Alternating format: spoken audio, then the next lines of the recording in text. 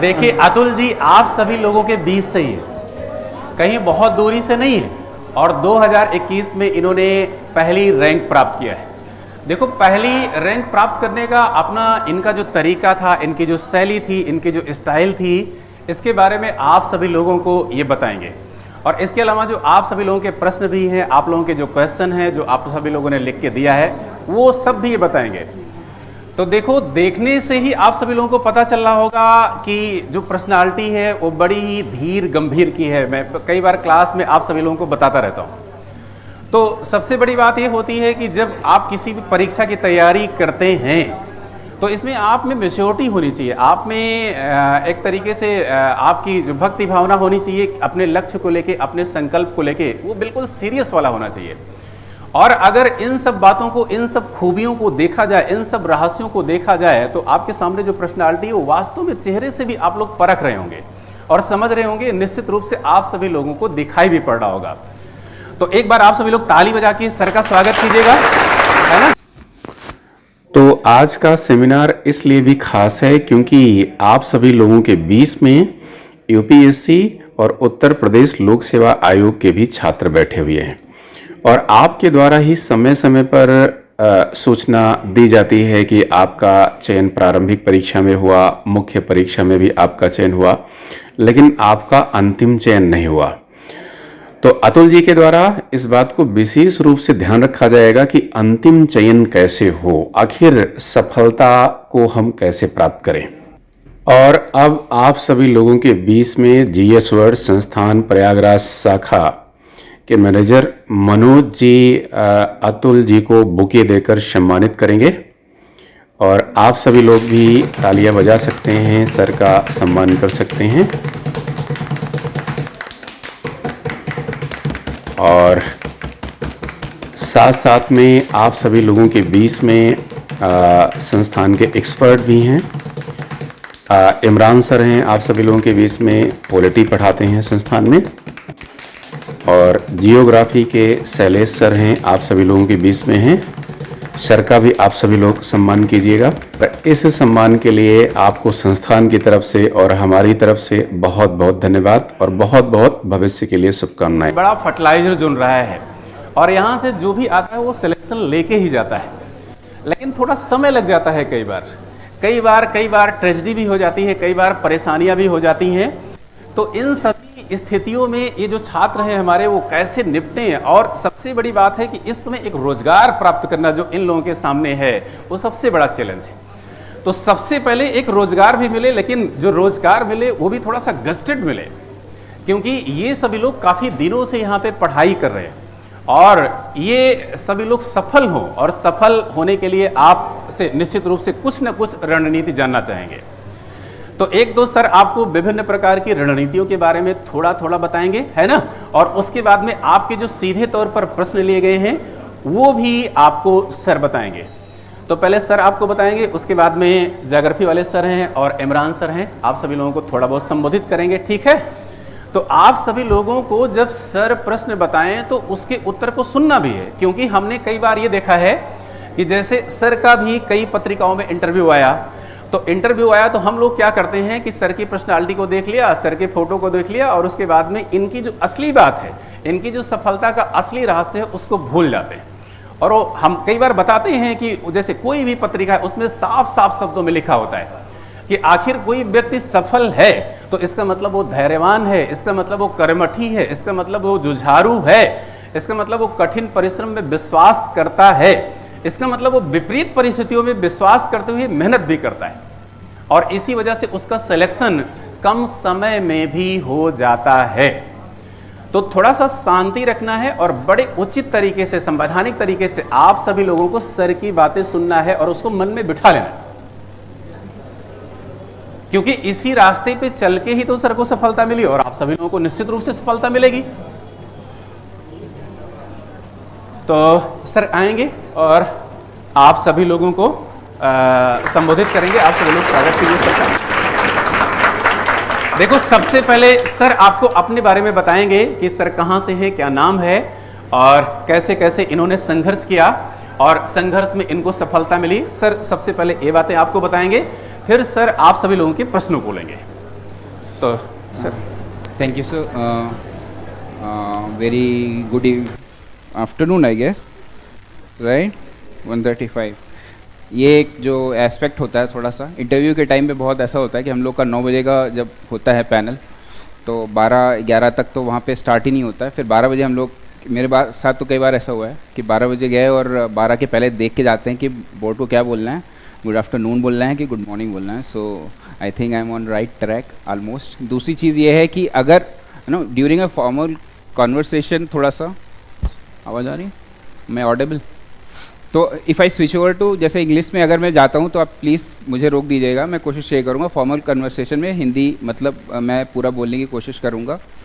और तो जैसे सर ने बताया था, थोड़ा सा ब्रीफ में बता दूँ कि कैसे चीज़ें चलेंगी। पहले थोड़ा सा अपने बारे में बता दूँगा और उसके बाद जो है मैं आपसे स्ट्रैटेजीज़ डिस्कस करूँगा वेरियस स्टेजेस एग्ज़ाम के जितने भी हैं, प्रीलिम्स, मेंस और इंटरव्यू। मेजॉरिटी मेरा फोकस रहेगा प्रीलिम्स पे बिकॉज प्रीलिम्स कुछ ही दिनों में है। और उसके बाद मतलब लेट्स से अराउंड 20-25% जो भी टाइम हम लोग यहाँ पे देंगे, 50-60% हम लोग प्रीलिम्स पे टाइम देंगे। अभी जितना भी अपने पास समय रहेगा 20-25% टाइम हम उस पे देंगे मेंस पे, और 5-10% टाइम इंटरव्यू, क्योंकि वो अकॉर्डिंगली प्रायोरिटी के हिसाब से वो सेट भी होता है। तो begin, shall be begin, start करें? अच्छा, आप में से सबसे पहले कितने लोग पहले से एग्ज़ाम दे चुके हैं? अरे मतलब इट्स ओके, एग्ज़ाम दी हो तो दिल खोल के बोलो, इसमें क्या मतलब सोचना नहीं है। नहीं दिया है तो भी कोई दिक्कत नहीं। अब उसमें मैं थोड़ा क्वेश्चन थोड़े ना पूछने लगूँगा आपसे। दिए हैं तो बताइए। जैसे देखिए अब कैसी क्राउड है, आपने कितना पहले से पढ़ा है और क्या चीज़ें, उसी हिसाब से मैं फिर बताऊँगा भी ना। अदरवाइज़ फिर वो मैं गलत चीज़ आपको कन्वे कर दूँगा, आपके हिसाब से सूटेबल नहीं हो। आपने नई एग्ज़ाम कभी दिया ही नहीं है फिर, या फिर आप पहले से थोड़ा बहुत आपने पढ़ा है, तो उस हिसाब से एग्ज़ाम दिया हुआ है सिंसियरली जिन लोगों ने पहले से, हाँ एग्ज़ाम दिया है ना। काफ़ी बहुत ज़्यादा लोग नहीं दिख रहे हैं मुझे नहीं लग रहा है कि 15-20% ज़्यादा लोग हैं, है ना। तो बाकी सारे लोगों ने एग्ज़ाम दिया नहीं है कभी, तो वही तो पूछ रहा हूँ। आप हाथ ही नहीं उठा रहे हैं आप लोग सब। प्रारंभिक का ही बात कर रहा हूँ मैं, एग्ज़ाम। देखिए अभी हाँ, नहीं हम स्टार्ट तो हम बेसिक से ही करेंगे वो सारी चीज़ें। तो चलिए ठीक है। पहली चीज़ तो ये है कि हाँ थोड़ा सा मेरा बैकग्राउंड क्या है कि मैं पेशे से इंजीनियर हूँ। पेशे से तो नहीं इंजीनियर हूँ, हाँ एजुकेशन से इंजीनियर हूँ, सॉरी। और जो है इसके बाद मैंने प्राइवेट सेक्टर में अराउंड 5 साल काम किया और फिर यहाँ इलाहाबाद से ही हूँ मूलतः। पैदा तो प्रतापगढ़ में हुआ, हम लोग का गृह जनपद वही है, वहीं पे हम लोग का गांव, और सब आप सब भी जानते हैं कि अपना एक पैतृक निवास होता है और एक हम लोग सेटल होते हैं लाइफ में। तो वही है। बाकी जो है यही जीआईसी इलाहाबाद से मैं पढ़ा हूँ, और उसके पहले स्वामी विवेकानंद में था, जीआईसी इलाहाबाद से पढ़ा। फिर मैंने ग्रेजुएशन किया कहीं किसी कॉलेज से, और जो है उसके बाद मैंने कॉर्पोरेट सेक्टर में काम किया अराउंड 5 ईयर्स, ठीक है। और चूँकि इंजीनियरिंग मेरा बैकग्राउंड है, ये वजह नहीं है, बट वजह ये है कि थोड़ा सा एप्टीट्यूड क्या होता है, मैं उस पर भी चर्चा करूँगा। ऑप्शनल जा रहा है, लेकिन कैसे इस एग्ज़ाम में आपका अपना जो एक इनबिल्ट एप्टीट्यूड होता है ना, आपको क्या, जैसे कुछ लोगों को तीखा पसंद होता है, कुछ लोग को खट्टा मीठा, है ना, वो इंडिविजुअल पे सबकी फिंगरप्रिंट्स अलग अलग है। उसी तरह से हर किसी की स्ट्रेंथ और वीकनेस है, उसी हिसाब से आपको चीज़ें चूज़ करनी होंगी। तो we will talk about that. तो ये था। फिर मैंने बेसिकली यूपीएससी की प्रिपरेशन के लिए मैं गुड़गांव में जॉब करता था, अमेरिकन एक्सप्रेस में, और फिर एक पर्पज़ ये भी था उधर गुड़गांव शिफ्ट होने का कि थोड़ा सा वहाँ पे एम्बियंस है प्रिपरेशन का, आप सबको पता है, लोग ऐसा कहते हैं। हालांकि दिल्ली मुझे सूट की नहीं, इट्स अ डिफरेंट थिंग। तो वहाँ पे मैंने प्रिपरेशन यूपीएससी की कई मेरे साथ गलतियाँ हुई, मेरी अप्रोच में बहुत गलतियाँ थी, और आई थिंक मैं वो सब ज़्यादा आपसे शेयर करना चाहूँगा बनस्बत की कुछ ऐसी चीज़ें जिससे कि मैं फट से ये शॉर्टकट और ये सब नहीं है, ठीक है। तो वो मेरी यूपीएससी की प्रिपरेशन मैंने वहाँ पे किया। और एक सबसे बड़ी गलती जो मेरी रही कि मैंने यूपी पीसीएस का एग्ज़ाम साथ में नहीं दिया। मतलब एक देखिए ये थोड़ा सा इंडिविजुअल भी हो जाता है, कुछ लोग को होता है कि फोकस एक ही एग्ज़ाम पे रहते हैं, तो मैंने वही किया था। तो फिर बाद में मैं थोड़ा सा लेट स्टार्टर हूँ, और आप में से काफ़ी जो जितनी भी पॉपुलेशन है आप लोग बहुत कम एज के हैं, तो ये एक बहुत ही अच्छा साइन है, एक तो ये है। और आप जल्दी स्टार्ट करेंगे, जैसे आपको याद होगा, अगर नहीं मतलब शायद पता हो, एसबीआई की एक चेयरमैन पहले थी अरुंधति भट्टाचार्य कोई, है ना, तो उनके बारे में ये कहा जाता है कि बहुत ही नीचे लेवल से उन्होंने स्टार्ट किया था, ठीक है ना, फिर एसबीआई की टॉप पोस्ट पे गई। तो एक अर्ली स्टेट में कोई भी लाइफ का एक करियर चूज़ करना है, वो अगर आप करोगे तो वो आपको मतलब ये ज़रूरी नहीं है कि आप जो है एकदम सीधे सारी बड़ी नौकरियां या सारी चीज़ें सभी आईएएस नहीं बन रहे हैं। I wish all of you get into IAS in due course of time, लेकिन एक जैसे होता है ना कि प्रैक्टिकल भी चीज़ें होती हैं, आप जल्दी स्टार्ट करोगे, आप पीसीएस में भी सिलेक्ट होते हो या किसी भी ऐसे जॉब में भी सिलेक्ट होते हो, तो यू हैव इनफ टाइम कि आप अपने कैरियर को प्रोग्रेस कर सकते हो और आप मोर और लेस वहीं पहुंच जाओगे, ठीक है। तो एक जल्दी प्रिपरेशन स्टार्ट करना एक चीज़ ये है। दूसरी, प्रिपरेशन सही दिशा में करना, ये एक मतलब इससे आपका ड्यूरेशन जो है कि वो रिड्यूस हो जाएगा, जिससे कि आपका कैरियर का जो लेंथ है वो बढ़ जाएगा, ठीक है। तो ये जनरल मेरे बारे में था ऐसे, और जनरल वाली चीज़ें। अब थोड़ा सा प्रीलिम्स के कैसे अप्रोच करना है वो बता देते हैं। उसके बाद में बेसिकली फिर ये क्वेश्चंस जो 2021 का मैंने एक सेट रखा हुआ है, उससे हम लोग डिस्कस करेंगे। I will go through the questions, वो शायद बोर्ड पे भी डिस्प्ले होंगे, होपफुली बोर्ड पे आएंगे वो क्वेश्चंस, वो ये लोग देख सकते हैं 2000, ठीक है। तो वो क्वेश्चंस इधर से स्क्रॉल होंगे, किसी और का सॉल्व किया हुआ है तो उसमें टिक वगैरह लगा हुआ है, तो आप ये वो सही आंसर नहीं है। मैं थोड़ा सा ये बताना चाहूँगा कि क्वेश्चंस आप कैसे अप्रोच करना है, तो वो मैं थोड़ा क्वेश्चन पेपर के माध्यम से दिखाना चाहता हूँ। आई think that would be easier थोड़ा सा कि कैसे अप्रोच करना है क्वेश्चन में। तो प्रीलिम्स के और मेंस का देखिए, पहली चीज़ तो ये है कि इंटीग्रेटेड अप्रोच रहती है, साथ में पढ़ाई होती है।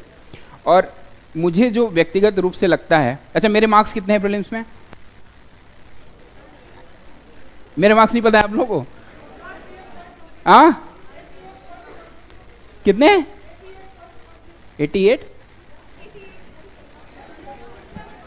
अच्छा नहीं पता है। एनीवे मेरे मार्क्स जो है प्रीलिम्स में बहुत ज़्यादा नहीं है, ठीक है। तो इसलिए और आपको मुझे ज़्यादा सुनना चाहिए कि क्यों क्या गलती होती है, ठीक है। और 2019 में मैंने एसीएफ का भी कट ऑफ क्लियर किया था, तो उस समय मेरे मार्क्स अच्छे थे, ठीक है। 19 और 20 में मेरा प्रीलिम्स नहीं हुआ था, ठीक है। 21 में मेरा प्रीलिम्स मार्जिन से क्लियर हुआ, ठीक है। तो पॉइंट ये है कि अप्रोच कैसे एक प्रीलिम्स को करना है। पहली चीज़ तो ये जो बेसिक बुक्स होती हैं वो आपको पता होंगी। बुक्स की लिस्ट मोस्टली पता है या फिर वो भी बतानी है? जल्दी से बता, चलिए ठीक है। तो पहले ये है आपका, उसमें देखिए 4 बेसिक पिलर, 4 से 5 होते हैं।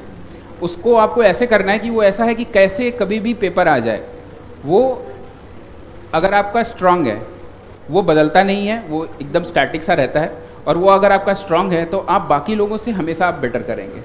ये एक होता है ज्योग्राफी नंबर 1, ठीक है। नंबर 2 है एनवायरनमेंट, ठीक है। नंबर 3 है पॉलिटी। नंबर 4 मैं अगर बोलूँगा तो बायोलॉजी वाला पोर्शन जो है उससे। तो ये जो 4 मुझे लगता है कि बहुत ही स्ट्रांग होने चाहिए। कई लोग ये सोचेंगे मैंने हिस्ट्री का नाम नहीं लिया, हिस्ट्री के डरावने से क्वेश्चन आते हैं, मुझे भी बहुत डरावने लगते हैं हिस्ट्री के क्वेश्चन, ठीक है। अब अप्रोच क्या होनी चाहिए, विल टॉक अबाउट दैट। लेकिन पॉइंट ये है कि ये 4 पिलर जो मैंने बताए हैं, आप लोग अगर साइंटिफिकली पढ़ेंगे, बात समझ रहे हैं, तो यहाँ पे याद करने का स्कोप थोड़ा सा कम रहता है, जो सब्जेक्ट्स मैंने अभी आपको बताए हैं। ज्योग्राफी में मैप आप देख करके काफ़ी चीज़ें दिमाग में ऐसे ही बैठा लेते हैं। मेरी एक हैबिट ये थी कि जो भी क्वेश्चंस ज्योग्राफी में कुछ कभी आया तो थोड़ा सा मुझे ये क्यूरियोसिटी रहती दिमाग में कैसे होगा। एक कोई भी ऑक्सफोर्ड का एक एटलस आता है, ऑक्सफोर्ड स्टूडेंट करके, तो उसमें लोकेशन सारी जो दी होती हैं, आप ग्रीन या एक हाईलाइटर है उससे आप वो कर लिए, तो आप थोड़ा सा बार बार रिपीटेडली देखेंगे तो क्वेश्चंस जो मैप बेस्ड ज्योग्राफी में आते हैं वो आपके सही होंगे। दूसरी चीज़, आप कभी भी ड्रॉ करना होगा एग्जाम में, मेंस में, तो वहाँ आपको काम आएगा और वो सस्टेन करेगा, ठीक है। ज्योग्राफी है, इन्वायरमेंट भी मतलब ज्योग्राफी का एक तरह कह सकते हैं सब पार्ट है, और मुझे तो बहुत ही इंटरेस्टिंग लगता था। और बहुत बेसिक सी चीज़ें हैं ना, इकोसिस्टम है, वहाँ पे एक जो ट्रॉफिक लेवल है, मुझे बहुत टफ नहीं लगता था इन्वायरमेंट वाला कोई भी पोर्शन। लेकिन एक अप्रोच ये है जो कि साइंटिफिक है, तो इट विल बी ईजी अगर आप थोड़ा सा उसी अप्रोच से पढ़ें। याद करने वाले दिमाग से मैंने नहीं पढ़ा है, मेरा फैक्ट उतना स्ट्रांग नहीं है वेरी ऑनेस्टली, और इसीलिए मुझे ये लगता है कि बहुत ऐसे लोग होंगे जिनको फैक्ट्स बहुत अच्छा नहीं याद होता होगा, I am one of them. तो अगर ऐसी आपकी अप्रोच है तो, या मतलब ऐसा अगर आपको फील होता है आपके साथ भी ऐसी दिक्कत है, तो उसमें कुछ चीज़ें करनी है। जो बुक्स हैं पहले वो बता देता हूँ। तो एक ज्योग्राफी के लिए देखिए, मैं तो मृणाल सर के उसमें जो है रस्तानिल मैम का वीडियोस था, मैंने उससे पढ़ा हुआ था, ठीक है। और इसके बाद एनसीईआरटीज़ की बुक देखिए, एनसीईआरटीज़ मुझे बहुत समझ में नहीं आती थी वेरी ऑनेस्टली, क्योंकि वो उन्होंने टच करके चीज़ें उन्होंने बस स्किप की हुई हैं, ठीक है। 11th की फंडामेंटल ज्योग्राफी की एक है ना फिजिकल ज्योग्राफी करके एक है नई वाली एनसीईआरटी, मुझे नहीं समझ में आती थी वेरी ऑनेस्टली। मैंने रस्तानी मैम के वीडियो से देखा हुआ था, तो वो बहुत ही लूसिड उन्होंने सिंपली से पढ़ाया हुआ है। और इसके अलावा जो है आपका ज्योग्राफी के बाद फिर पॉलिटी के लिए लक्ष्मीकांत सभी को पता है, और इन्वायरमेंट के लिए शंकर आईएएस की बुक मैंने देखी थी, आप कोई भी और देख सकते हैं। देखिए जो बेसिक चीज़ें इतने हाई फाई वो पूछता नहीं, शंकर आईएएस काफ़ी बल्कि है, और अब तो और उन्होंने वो कर दिया है अपग्रेड, लेकिन अगर पढ़ सकें तो अच्छा है। जो सोर्सेज मैं बता रहा हूँ वो यूपीएससी में भी पूरी तरह से काम आएंगे, तो आपका दोनों जगह कवर हो जाएगा, इस हिसाब से आप अप्रोच कर सकते हैं। और ज्योग्राफी, पॉलिटी, ये और बायोलॉजी वाला पोर्शन देखिए, पहली बात तो यूपीएससी और यूपीपीसीएस में क्या है, यूपीपीसीएस में थोड़ा सा बेसिक बायोलॉजी में जाता है, वाइटामिन्स वगैरह पूछता है ना। तो घटना चक्र का जो पूर्वालोकन वाला एडिशन है उसमें बायोलॉजी वाला जो है सेक्शन वो काफ़ी सही रहता है, तो आप उससे अगर कवर करेंगे तो काफ़ी आसानी से हो जाएगा, कम टाइम में हो जाएगा। और इन सब 4 पिलर्स के बाद जो मतलब मुझे लगता है कि ये 4 एक साइड हैं और एक पोर्शन है जिसे कहते हैं करंट अफेयर्स, वो एक साइड है, ठीक है। तो इनका जो है दिक्कत ये है कि ये आप कभी भी मतलब रिवाइज बार बार घर में पूरा साल भर कर सकते हैं। करंट आपको क्या है कि वो बढ़ता रहेगा, और मैं ये बोलूँगा 1 साल से ज़्यादा का टारगेट मत करिए। मैंने घटनासार का एक वार्षिक संकलन आता है, वो जो पतली सी मतलब 100-150 पेज की इतनी छोटी सी किताब होती है, उसी को मैंने 3 बार पढ़ा था, और उसमें से 34-35 क्वेश्चन आए थे, ठीक है, मेरे ख्याल से 2021 में। उसमें से 28 क्वेश्चन उस बुक से आए थे। अब मैं प्रमोट कुछ नहीं कर रहा हूँ, मुझे जो मैंने पढ़ा है वो बता रहा हूँ, बाकी आप कोई भी सोर्स लीजिए, कोई दिक्कत नहीं है। मैं वही जो मैंने किया है मैं आपको बता रहा हूँ, आप कुछ और भी कर सकते हैं जो आपको कंफर्टेबल लगे। उसमें से उसके क्वेश्चन आए थे, और उसमें से मेरे सिर्फ 19 सही हुए थे। क्यों? क्योंकि मेरे रिविजन्स नहीं उतने हो पाए, और जैसा मैंने बोला मेरा फैक्ट्स उतना स्ट्रांग चिपकता नहीं है। प्रायोरिटी दीजिएगा। एंशिएंट और मेडुअल वाला जो पोर्शन है उसको मैं बोलूँगा कि आप मतलब सारी चीज़ें एकदम स्ट्रांग करके फिर आप उस पर जाइए। मेरी अप्रोच में क्या गलती थी कि जो भी क्वेश्चंस मैं करता था पहले मुझे ये लगता था कि ये टफ पोर्शंस है, कल्चर, आर्ट एंड कल्चर हुआ, एंशिएंट मॉडर्न और ये सारे एंशिएंट और मेडुअल, तो मैं ये टफ टॉपिक्स को पहले करता था, और ये इनका आउटपुट जो है वो अच्छा नहीं होता था, है ना, कॉस्ट बेनिफिट बोलते हैं, तो वो उतना अच्छा नहीं था। तो आई थिंक ये एक आप अप्रोच आपकी होनी चाहिए जो बहुत ही कोर और ईजी चीज़ें हैं। जैसे मैं बोलूँगा, जैसे वही बताया था, पॉलिटी, ज्योग्राफी और ये सारी चीज़ें, ये मुझे लगता है ईजी है और मतलब आसानी से समझ में आती होंगी मेजॉरिटी लोगों को, तो उस पर आपको ज़्यादा टाइम देना है। तो उन चीज़ों को आप किए रहेंगे तो उसके बाद फिर ये आर्ट एंड कल्चर, हिस्ट्री में ये सारे पोर्शंस पे आप जाइएगा। करंट के लिए भी मैंने बता दिया, और इसके अलावा मेरे ख्याल से और तो मेजॉरिटी अब ये उत्तर प्रदेश स्पेशल और ये सब सारी यार बहुत सी बुक्स आती हैं, घटनाचक्र, घटनासार, जो भी आपको देखना है वो सब में करंट में ही जो है कुछ वो मिक्स करके देते हैं, स्टैटिक वगैरह क्वेश्चन भी, वो आप उससे देख सकते हैं। ये आपका इस तरह से आपको अप्रोच करना है बुक्स पढ़ने के लिए। इन्हीं बुक्स को 2-3 बार रिवाइज करिए कम से कम। घटनाचक्र का जो पूर्वावलोकन वाला एडिशन आता है उसमें उन्होंने मेरे ख्याल से 25-30 साल के सारे एग्जाम के टेस्ट पेपर सॉल्व कर रखे हैं, ठीक है। तो जब आप इतना कर लेंगे ना, 3 इटरेशन बेसिक बुक का, तो उनके क्वेश्चंस वो एग्जाम में आए हुए क्वेश्चन से वो आपको बहुत जल्दी होंगे, क्योंकि मैंने पूरे घटनाचक्र का जो पूर्वावलोकन है 1 महीने में 5-6 वॉल्यूम्स का 2-3 इटरेशन कर लिया था। क्यों? क्योंकि मैंने पहले भी बहुत ज़्यादा पढ़ा हुआ था, तो मुझे टाइम नहीं लगा उस चीज़ों में। क्वेश्चन ज़्यादातर पता थे, जो नहीं पता थे वो मैंने फिर जल्दी कर लिया, और इटरेशन मतलब रिवीजन भी हो गया कई बार। तो ये कितना करने के बाद आपका जो थ्योरी वाला पोर्शन, आपका नॉलेज वाला पोर्शन है, वो एकदम कवर हो जाएगा, आपको ये इशू नहीं आएगा। इन सब के साथ जो है सबसे इंपॉर्टेंट है प्रीवियस के क्वेश्चन पेपर्स, यूपीपीसीएस और यूपीएससी दोनों में ही। तो प्रीवियस ईयर के क्वेश्चन पेपर एटलीस्ट देखिए, अगर आपके पास टाइम है, जैसे अभी है, तो मैं बोलूँगा 10 साल तो एटलीस्ट देखिए, 2011-12 से लेकर के 22 तक का डेट डालिए। और जैसे किसी का 1-8 महीना ही बचा है तो मैं कहूँगा कम से कम 4-5 साल तो जरूर ही एकदम क्वेश्चन उसको रट करके जाइए, क्या पूछा हुआ है क्या नहीं पूछा हुआ है, तो वो क्वेश्चंस उसी के अराउंड बनते हैं। दूसरा, आपको पॉलिटी वगैरह में रिपीट होते हैं। दूसरे, आपको जो है एक दिशा रहेगी कि यार ऐसे इररेलेवेंट चीज़ें आप कहीं से पढ़ रहे होंगे तो ये तो कभी पूछा ही नहीं गया, तो मैं क्यों पढ़ रहा हूँ, है ना। तो एक मिनिमाइज, जो मैंने बोला ना कि आपको जो है कैरियर पाथ जल्दी चूज़ करने के साथ साथ कम समय में प्रिपरेशन आपको अपनी रिड्यूस करनी है, आपको कम समय सेलेक्ट होना है। तो ये जो क्वेश्चन पेपर है उसके आए हुए क्वेश्चंस बहुत ज़्यादा इंपॉर्टेंट होते हैं। इतना कर लेने के बाद फिर जो है आप जो है, अगर और टाइम बचे तो आप टेस्ट सीरीज़ कोई भी आप देख सकते हैं, जैसे जीएस वर्ल्ड का भी बढ़िया है टेस्ट सीरीज़, कोई मतलब नाम तो मैं क्या बोलूँ, आप जो भी आपको उचित लगे, लेकिन हाँ ये टेस्ट सीरीज़ आप अपना देखिए, उससे क्वेश्चंस करिए। जब यूपीएससी के लिए खासतौर से मैं ये बता रहा हूँ कि मैंने प्रीलिम्स में बहुत स्ट्रगल किया हुआ है पहले, तो मेरा 2 बार में प्रीलिम्स नहीं हुआ, उसके बाद फिर मेरा आईएफएस में प्रीलिम्स निकला था। उस समय 105 कट ऑफ थी 200 में, 2017 की बात बता रहा हूँ, और मेरे 126.67 मार्क्स थे, ठीक है। तो मैंने मतलब एक चीज़ पकड़ ली थी इसमें कि करना क्या है। वो ये है कि आपको टेस्ट पेपर बहुत ज़्यादा करने हैं। लेकिन ये क्या है, जो बुक्स मैंने बताई है ना, ये नहीं है कि आपने एक बार पढ़ा और टेस्ट पेपर करने चले गए, फिर आपके गलत होंगे, फिर आप बोलेंगे, फिर आप तुक्का लगाएंगे। एजुकेटेड गेस और तुक्का में एक अंतर होता है, ठीक है। और जब आप कई बार बुक्स पढ़े होंगे तो आप ऑप्शंस पे जाएंगे तो आपको देख के ये लगेगा कि ये पर्टिकुलर ऑप्शन शायद सही है, ठीक है। क्यों? वो आपको ऐसे कोई हवा में नहीं आ रहा है, कहीं से आपने बैक ऑफ द माइंड कहीं से या तो पढ़ा है, कहीं आपने देखा है। वो चीज़ें तब होगी जब आपका एक थॉरो स्टडी पहले से हुई होगी। तो उसके बाद उस चीज़ को क्या कहते हैं ना, सीमेंट करना, इस अप्रोच को सीमेंट करना, और उसका बेस्ट यही होता है टेस्ट पेपर आपको ज़्यादा से ज़्यादा लगाने हैं। आईएफएस का अगर प्रीलिम्स आपको क्लियर करना है तो उसके लिए बेस्ट यही होता है टेस्ट पेपर ज़्यादा से ज़्यादा, और साथ ही यूपीएससी के लास्ट के 15-10 साल के क्वेश्चन पेपर्स आप पूरे अच्छे से लगाइए। सेम अप्रोच यूपी पीसीएस में। देखिए, कोई भी कॉम्पिटिटिव एग्जाम हो, उस सब में एक ही चीज़ होती है, जो प्रीवियस ईयर के क्वेश्चन पेपर आते हैं वो मतलब सबसे इजी टारगेट होता है और सबसे ज़्यादा उसको अवॉइड किया जाता है। पॉइंट ये है, अगर आप उसको सबसे पहले प्रायोरिटी, अपनी बुक्स आप पढ़िए, साथ में उसको देखते रहिए और बाद में बार बार आप उसको देखिए एक्चुअली में क्या पूछा गया है। जो मतलब लोग कम टाइम में निकल जाते हैं ना सिलेक्शन लेके, उनके साथ यही होता है कि वो उस पाथ से डेविएट नहीं होते हैं। अभी आप क्या होगा कि ये सब सुनेंगे आप कुछ दिन तक, 4-5 दिन, महीने, 1.5 महीने, 2 महीने, मेजॉरिटी के साथ ये होगा, वो फिर एक्सप्लोर करना शुरू करेंगे। यार इस बुक से तो समझ में आ नहीं रहा है, let me try something new, शायद उस बुक से समझ में आए। तो ये करने की बजाय जो भी आपके टेस्ट पेपर्स आप कर रहे हो या जो क्वेश्चन पेपर्स पहले से आए हुए एग्जाम्स में, है ना, उन क्वेश्चंस को अगर आप देखते हैं कि उसके हिसाब से आप प्रिपरेशन अपनी अप्रोच करेंगे तो that would be very time reducing. बहुत कम समय में आपकी चीज़ें हो जाएंगी और आपका स्कोर भी हाई आएगा। अच्छा, अब इसमें जो है अभी क्वेश्चन पेपर हम लोग लेंगे, उसके मतलब उसके बाद हम लोग मेंस का डिस्कस करें या फिर पहले प्रीलिम्स का? क्वेश्चन ले लिया जाएगा सर, बच्चों के क्वेश्चन है इधर, है ना? अच्छा, हाँ, बाद में ले लेंगे।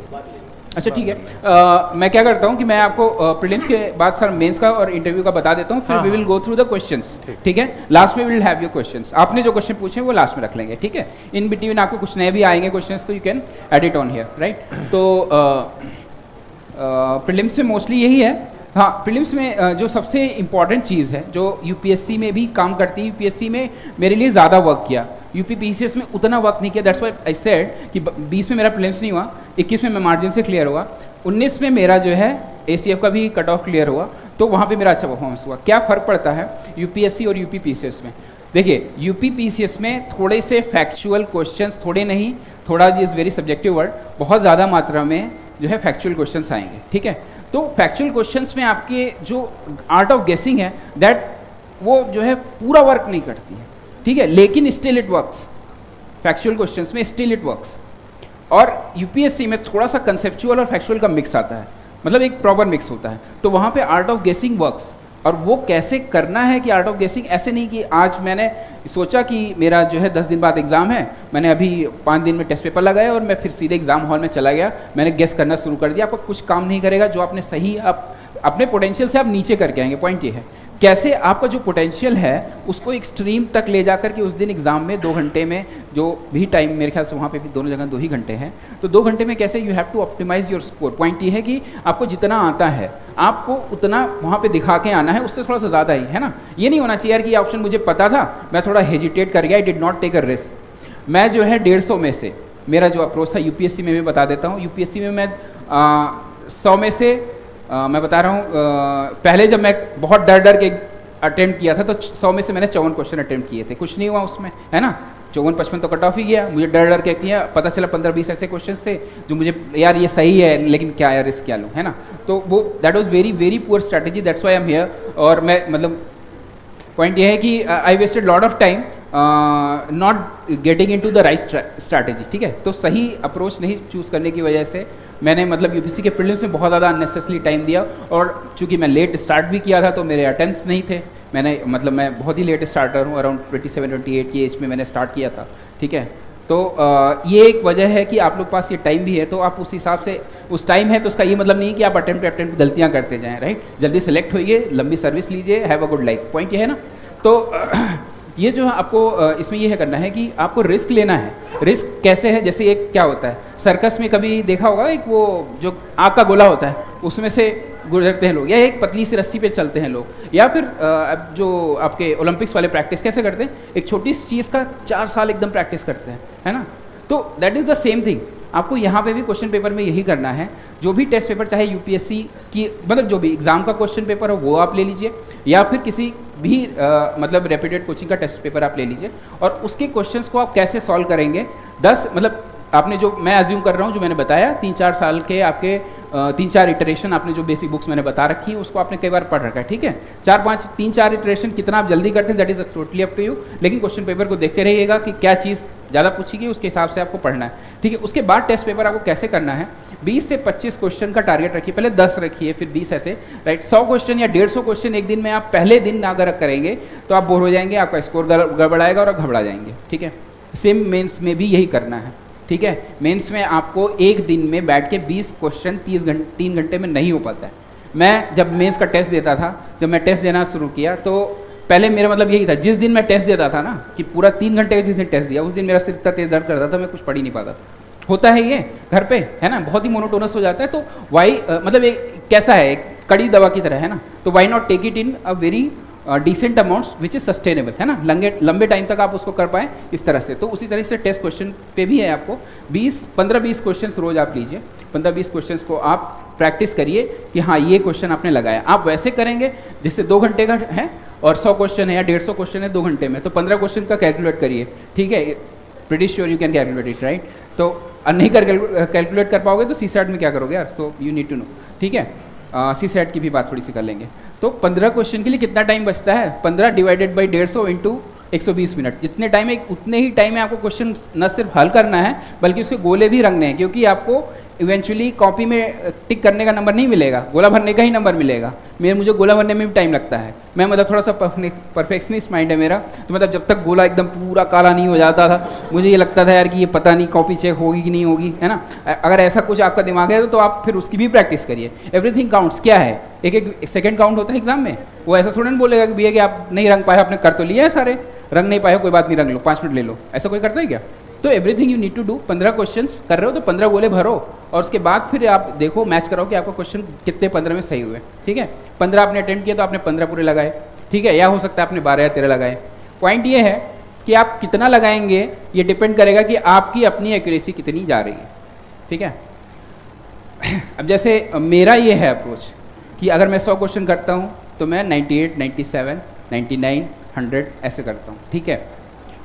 अब ये बहुत ही रिस्की स्टेटमेंट है, इसलिए मैंने बोला वाक का गोला उसमें से कैसे लोग पार करते हैं ना, वो एक प्रैक्टिस का गेम है।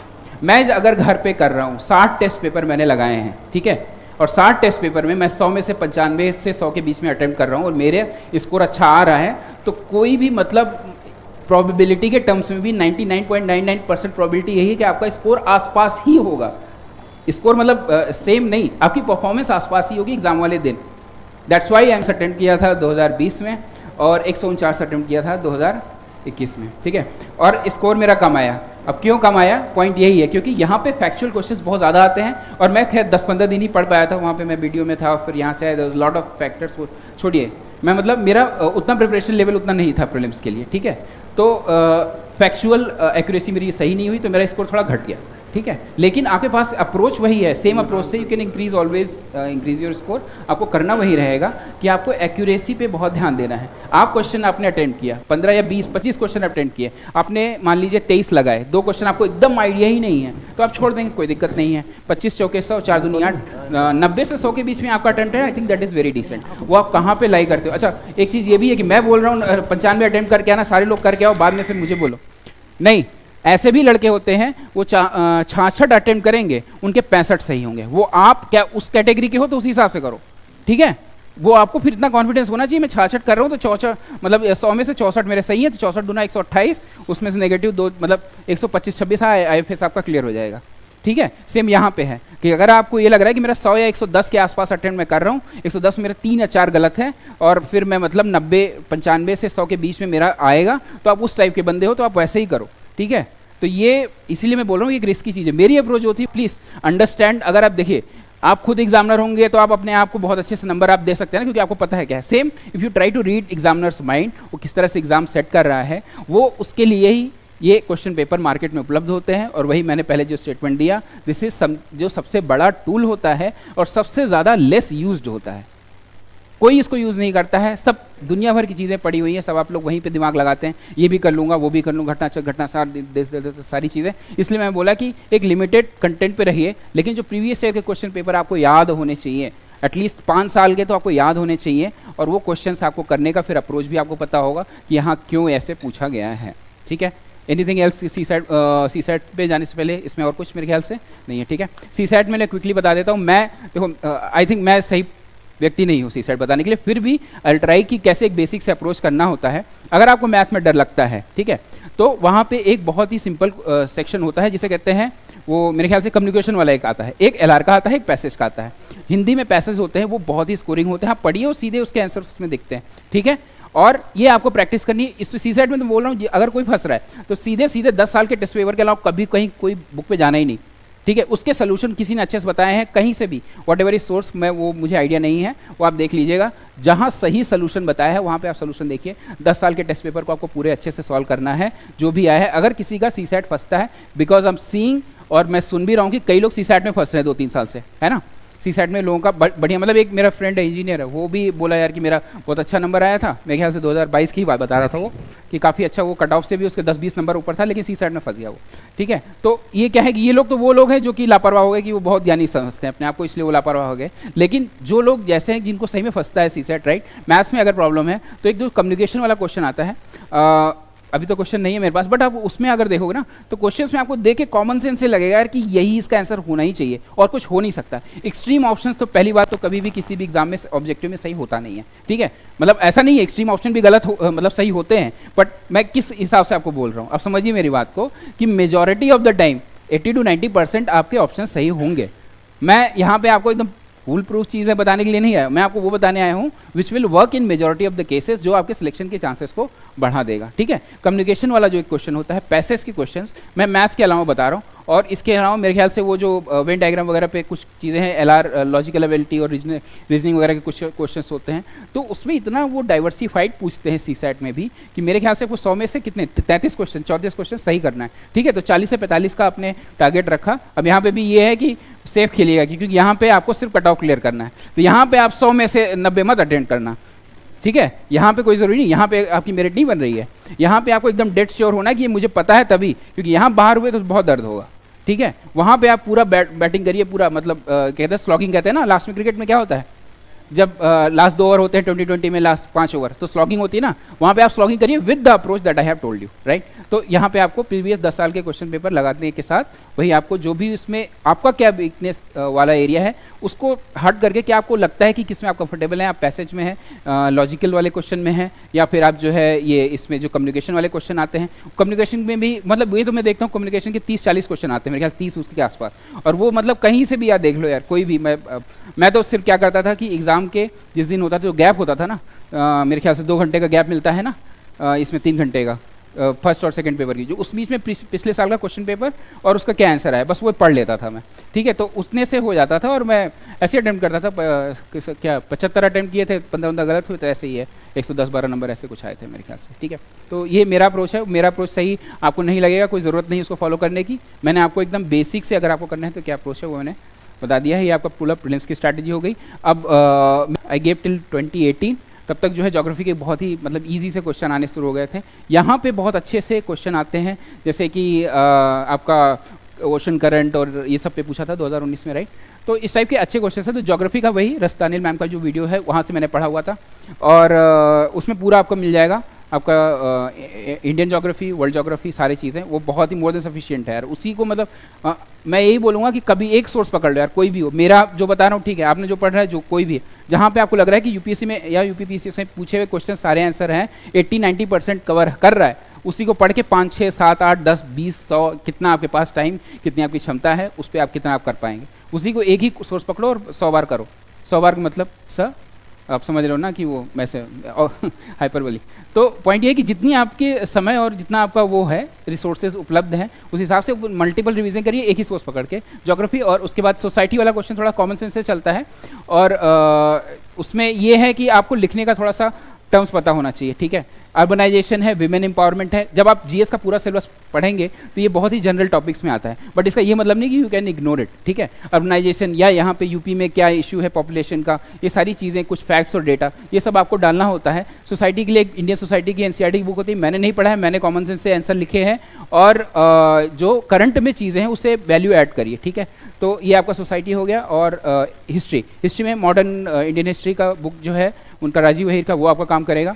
और इसके बाद जो है ये वर्ल्ड हिस्ट्री आप देख लीजिए, विजन के वैल्यू एडेड मटेरियल्स वगैरह देख लीजिए। वर्ल्ड हिस्ट्री में बहुत टाइम नहीं देना है, बहुत ही ज़्यादा मतलब वास्ट है, अगर आप चलने जाएंगे। या फिर बेस्ट ये है, अर्जुन देव की 9th की एनसीईआरटी जो है पुरानी वाली, वो मिल जाएगी, I am pretty sure you will find it. तो वहाँ से आप हिंदी मीडियम वालों के लिए जो घटना चक्र का 6 वॉल्यूम आता है लास्ट में, ठीक है, वो 6 वॉल्यूम में उन्होंने पूरा दिया हुआ है, सारे सिलेबस को बांट रखा है इंक्लूडिंग करंट्स एंड जो है स्टैटिक पोर्शन। तो उसमें उन्होंने एग्जाम्पल के साथ, डायग्राम के साथ बनाया हुआ है सारी चीज़ें। तो पहले जो अभी 21 या 22 का एग्जाम होगा वो वाला लेकर के अभी तैयार कर लो सारी चीज़ें, और जब 23 का जब एग्जाम होगा तो फिर जब वो 3 महीने का टाइम होगा तो नया आएगा, तो नए वाले में वैल्यू एडेड कर लो। समझ रहे हो आप बात को? क्योंकि जब वो नए 23 का आप वेट करोगे ना, तो फिर आपको ये होगा कि यार फिर टाइम ही नहीं मिलेगा, उतने में आप क्या क्या करोगे? ऑप्शनल अगर नहीं हटा तो ऑप्शनल भी पढ़ना पड़ेगा। चलिए ऑप्शन मान लीजिए हट भी गया तो भी आपके पास समय बच जाएगा। अभी जो है 21 या 22 का कहीं से अरेंज कर लो, let's try to find out कहीं अगर मिले, ठीक है। जो मेंस का 6 वॉल्यूम में आता है ना हिंदी में और इंग्लिश में, ब्रिटिश श्योर आपको पता होगा ये मैं क्या कह रहा हूँ, राइट है ना। तो वो वाला लेकर के उसमें आप जो है सिलेबस उन्होंने पूरा कवर किया हुआ है, ठीक है। तो IR वाला क्वेश्चन करंट से आता है, जिसने एकदम बेसिक से जिसको शुरू करना है तो वो एनसीईआरटी कंटेम्प्रेरी वर्ल्ड पॉलिटिक्स है, तो बेसिक आपको वो जो है कोल्ड वॉर और ये सारी चीज़ें थोड़ा सा वो आइडिया लग जाएगा। वर्ल्ड हिस्ट्री भी पढ़ेंगे अगर आप till Soviet union collapse and all, तो वहाँ पे भी आपको आइडिया लग जाएगा कि थोड़ा सा 90s के टाइम पे क्या हुआ, बिकॉज सारी चीज़ का ओरिजिन कहाँ से हो रहा है, हिस्ट्री मेक्स प्रेजेंट, राइट। तो हिस्ट्री कैसे, वर्ल्ड हिस्ट्री कैसे हुई है, वही आज का IR है एक्चुअली में, एक मतलब वो उसी से निकल के आ रहा है, ठीक है। तो आपको हिस्ट्री में अगर नहीं पता होगा तो आपको फंसेगा वो मामला, जो मेरे साथ इशू हुआ था, तो that's why I am telling you. एक वो है, उसके अलावा फिर राजीव सीकरी की एक बुक है। देखिए मैंने कई जगह ये सारी चीज़ें बोली हुई, तो मैं थोड़ा तेज़ी से बोल रहा हूँ कि अननेसेसरी मैं टाइम वेस्ट ना करूँ बुक्स पे, राइट। मैं जो काम की चीज़ें हैं वो मतलब आप किसी भी जगह गूगल थोड़ा सा जहाँ पे मेरा कहीं इंटरव्यू पड़ा होगा तो आप उसमें देखिएगा, रिसोर्सेज सारे पड़े हुए हैं। नहीं चाहिए होगा तो मैं सर को मैं शेयर कर दूँगा बुक लिस्ट, तो आपको जल्दी से पता चल जाएगा। मैं इसलिए मैं स्किम थ्रू कर रहा हूँ कि आपको मेन चीज़ें बता सकूँ, राइट। तो ये IR वाला पोर्शन हो गया। जो थर्ड पेपर है उसमें पहले इकोनॉमी आता है, फिर साइंस टेक है, डिजास्टर मैनेजमेंट, इन्वायरमेंट और इंटरनल सिक्योरिटी, ठीक है। तो जो इकोनॉमी वाला पोर्शन है वो मैंने ब्रुनाल से किया हुआ था पहले, और उसके बाद जो है आपका साइंस एंड टेक करंट से आता है। साइंस एंड टेक के लिए कोई बुक कुछ नहीं पढ़ना है लंबी सी, इतना कुछ मतलब कॉस्ट बेनिफिट बहुत ही नेगेटिव होता है, यहाँ पे भी बेकार है। UPPCS में, UPSC में भी किसी वो पहले एक स्पेक्ट्रम की बड़ी मोटी सी साइंस एंड टेक की बुक आती थी, बहुत ही डरावनी। I have done lot of stupid and idiotic things, तो I want you to avoid all those things. Point ये है, मैंने ये सारी चीज़ें बड़ी बड़ी चीज़ें देख के घबराना और ये सोचना यार। और सबसे पहले मैं साइंस टेक की बुक ही उठाता था, लक्ष्मीकांत मेरी कवर नहीं, मैं साइंस एंड टेक की बुक और आर्ट एंड कल्चर पे पढ़ता था। तो ये बहुत ही गलत अप्रोच है जो आपको नहीं करनी चाहिए। ये सारे ऐसे टॉपिक्स हैं, करंट जब आप पढ़ेंगे तो आपको कई चीज़ें खुद ही आप समझ जाएंगे। ये स्टेम सेल हो गया, या फिर अभी इंटेलेक्चुअल प्रॉपर्टी राइट से या डेटा से संबंधित, यही के अराउंड क्वेश्चन UPPCS में भी पूछेगा, इसी के अराउंड क्वेश्चन UPSC में पूछेगा। करंट साइंस एंड टेक के अराउंड ही आता है, कभी भी वो आपको आंत का स्ट्रक्चर और वो जो है अमाशय ऐसे होता है, ये बायोलॉजी में या फिर जो गुरुत्वाकर्षण के नियम, ये कहीं नहीं पूछा जाता है, ठीक है। तो मतलब ये एक बेसिक आपको आइडिया है, ठीक है, वो प्रीलिम्स तक रहेगा। आंसर मेंस में लिखने के लिए कभी ये सब नहीं आएगा, इसलिए do not waste your time वहाँ पे, और हमेशा आपको प्रायोरिटाइज करना है, ठीक है। फिर आपका डिजास्टर मैनेजमेंट, एनवायरनमेंट वाला पोर्शन है, ये मतलब किसी वही है जो घटना चक्र वाला है, ये लोग सारी चीज़ें कवर करते हैं, वहाँ से आप देख सकते हैं। कंटेंट उनका मतलब 5, 10, 15 पेज का होता है, बहुत जल्दी कवर हो जाएगा। इंटरनल सिक्योरिटी मैंने विजन के वैल्यू एडेड मटेरियल्स से आप देख सकते हो, क्योंकि मैंने वहाँ से किया हुआ था। अदरवाइज आप जो है ये जो घटना चक्र वाला है आप उससे देख सकते हो। अदरवाइज कोई और सर जो सोर्स बताएं ब्रिटिश श्योर, वो भी बहुत अच्छे होंगे, आप उसको भी जो भी आपका कंफर्ट हो। एक ही मेरा पॉइंट है, आप जो भी सोर्स पकड़िए, आप उसके अलावा आप विरक्त मत होइए उससे, उसको ही पकड़े रहिए और उसी से करते रहिए, ठीक है। इथिक्स चौथा पेपर है। इथिक्स में एक चीज़ ये होती है आपको कि क्विकली जो भी की टर्म्स है, ठीक है। एथिक्स में देखिए क्वेश्चंस अगर आपको देखेगा तो उसका आंसर सबको पता होता है। जा रहे हैं आप इंटरव्यू देने UPSC का, UPPCS का इंटरव्यू, वही सेम क्वेश्चन वो दोनों लोग पूछे हैं। तो UPSC का इंटरव्यू देने जाने केस स्टडी बात बता रहा हूँ। और जो है एक्सीडेंट हो गया, कोई महिला है उसका बच्चा है, आप क्या करेंगे ऐसे केस में? आपका इंटरव्यू छोड़ देंगे, बच्चे को छोड़ देंगे, वो उनके दादाजी को छोड़ देंगे मरते हुए, क्या करेंगे, है ना। इसका आंसर सबको पता है, क्या करेंगे? इंटरव्यू देने जाएंगे। सही करेंगे, बिल्कुल सही। ये नहीं कि हम इंटरव्यू छोड़ देंगे और हम दादाजी को हॉस्पिटल लेते चले जाएंगे, लेकिन ये भी नहीं करना है कि दादाजी को ध्यान नहीं देना है, वो मरे पड़े हुए हैं, ठीक है। आपको क्या है, एक बैलेंस अप्रोच लिखना है। आपको ये करना है कि मैं मतलब जो है इंटरव्यू डेफिनेटली मेरी, देखिए अगर हम अपने लिए नहीं कर रहे हैं तो आप दूसरे के लिए क्या कर पाएंगे? अगर आप खुद ही गड्ढे में हैं तो दूसरों को निकाल पाएंगे क्या? तो ये तो आपकी प्रायोरिटी रहेगी, लेकिन वो आप इग्नोर नहीं करेंगे। आप ये लिखेंगे कि ये मेरे ऑप्शंस हैं कि पहले मैं उनको वहीं पे छोड़ दूंगा, दूसरा मैं सिर्फ इंटरव्यू चले जाऊंगा, तीसरा एक जो ऑप्शन होगा जो मिडिल पाथ होगा वहाँ पे आपको ये कहना है कि मैं वहाँ पे आई विल मेक श्योर कि I will call N ambulance, जो 112 अपना जो है ऑल नंबर, वहाँ से मैं किसी को बुलाऊंगा, आई विल मेक श्योर कि समवन कम्स, और इन बिटवीन कि उनको असिस्टेंस जो भी पॉसिबल उस टाइम पे मेरे पास रिसोर्सेज और टाइम के हिसाब से उपलब्ध है उतना करने के बाद मैं इंटरव्यू देने जाऊंगा। तो ये एक बैलेंस अप्रोच के साथ आपको आंसर करना है। दूसरी चीज़, इथिक्स में आपको ढेर सारे एग्जाम्पल्स देने हैं रियल लाइफ के, अपनी पर्सनल लाइफ के अच्छे अच्छे एग्जाम्पल्स। अब यहीं पे आंसर राइटिंग मैटर करती है कि आपने कितना ज़्यादा चीज़ें, देखिए आंसर लिखने जब आप जाएंगे तो अपने पर्सनल लाइफ से कुछ एग्जाम्पल आप याद आएगा, तो वो अच्छे से कैसे फ्रेम करना है ये आप लिखेंगे और उसको जो है किसी को इवेलुएट कराएंगे या जो भी है, तो उससे आपको निखर के आएगा कि एक्चुअल में जब आप एग्जाम में जाएंगे तो आप किस तरीके से अप्रोच करेंगे, ठीक है। तो उसमें की टर्म्स है वो आपको देखना होता है। यार लेक्सिकॉन की एक बुक हुआ करती है, actually it hasn't gone anywhere, लेकिन पॉइंट ये है कि मुझे उससे कुछ समझ में नहीं आया वेरी ऑनेस्टली। अब जो बुक है बहुत ही स्टैंडर्ड बुक्स है, लेकिन सब उसी से पढ़ते हैं, लेकिन मुझे ज़्यादा कुछ समझ में नहीं आया। तो पॉइंट क्या है, विजन का वैल्यू एडेड मटेरियल है, वहाँ पे भी उन्होंने जो है एथिक्स पे पूरा कंटेंट बना रखा है। मैंने क्या किया था, जो भी सब टॉपिक्स पे सारे जो ये in fact majority of the portions के लिए मैंने किया था, जो भी मेजॉरिटी ऑफ पोर्शन में यही है, आपको वो की टर्म्स आपको देखना है, उसको पढ़ना है, और उसके बाद उसके अराउंड क्या उसकी डेफिनेशन है, कुछ जैसे लॉ और इथिक्स है, तो लॉ के, अब जैसे किसी आप लॉ वर्सेस इथिक्स का कुछ क्वेश्चन आ गया, तो आप लॉ एक लैटिन वर्ड लिगारे से, लेक्स से डिराइव होता है, इस तरह की चीज़ें जब आप लिखेंगे वो उसमें दिया विजन के वैल्यू एडेड मटेरियल में। तो एग्जामिनर विल नो कि आपको जो है अच्छा सा बैकग्राउंड थोड़ा सा पता है और थोड़ी कुछ नई चीज़ें देने की बात कर रहे हैं। ये एक एग्जाम्पल है, आप कुछ भी और एडिशन ऐसा कर सकते हैं, आप कितना बढ़िया आप एडिशन करते हैं, एक पेंटिंग की तरह है आंसर राइटिंग, बड़ी सीधी सी बात है, ठीक है। मैंने कहा एक गांव का पिक्चर बनाइए, ठीक है, वहाँ पे एक है चरवाहा, मतलब चराने वाला है, और ये ऐसे महिलाएं काम करें, ये सारी चीज़ें।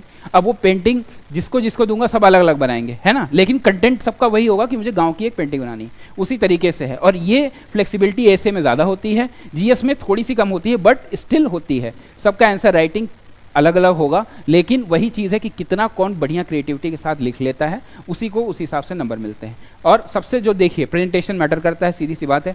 मेरी हिंदी की हैंडराइटिंग काफ़ी अच्छी है, मुझे पता है। मेरी इंग्लिश की हैंडराइटिंग उतनी अच्छी नहीं है जितनी हिंदी की है। जिसकी हैंडराइटिंग अच्छी होगी उसको प्लस होगा, एक एडवांटेज होगा, बता रहा हूँ। इसका ये मतलब नहीं कि आप कुछ भी लिख के आएंगे अच्छी हैंडराइटिंग, लेकिन ये मैं बता रहा हूँ ना, पॉइंट ये है कि अच्छा कंटेंट के बाद अच्छी हैंडराइटिंग विल हेल्प यू, पहली चीज़। और अगर आप अच्छी हैंडराइटिंग नहीं है तो जैसे मेरी भी बहुत अच्छी नहीं थी, ठीक है, लेजिबल थी, लेजिबल समझ रहे, पढ़ने में आ रहा है, अगर वो जो है इशू है तो आप एटलीस्ट साफ लिखने का प्रयत्न करें, ठीक है।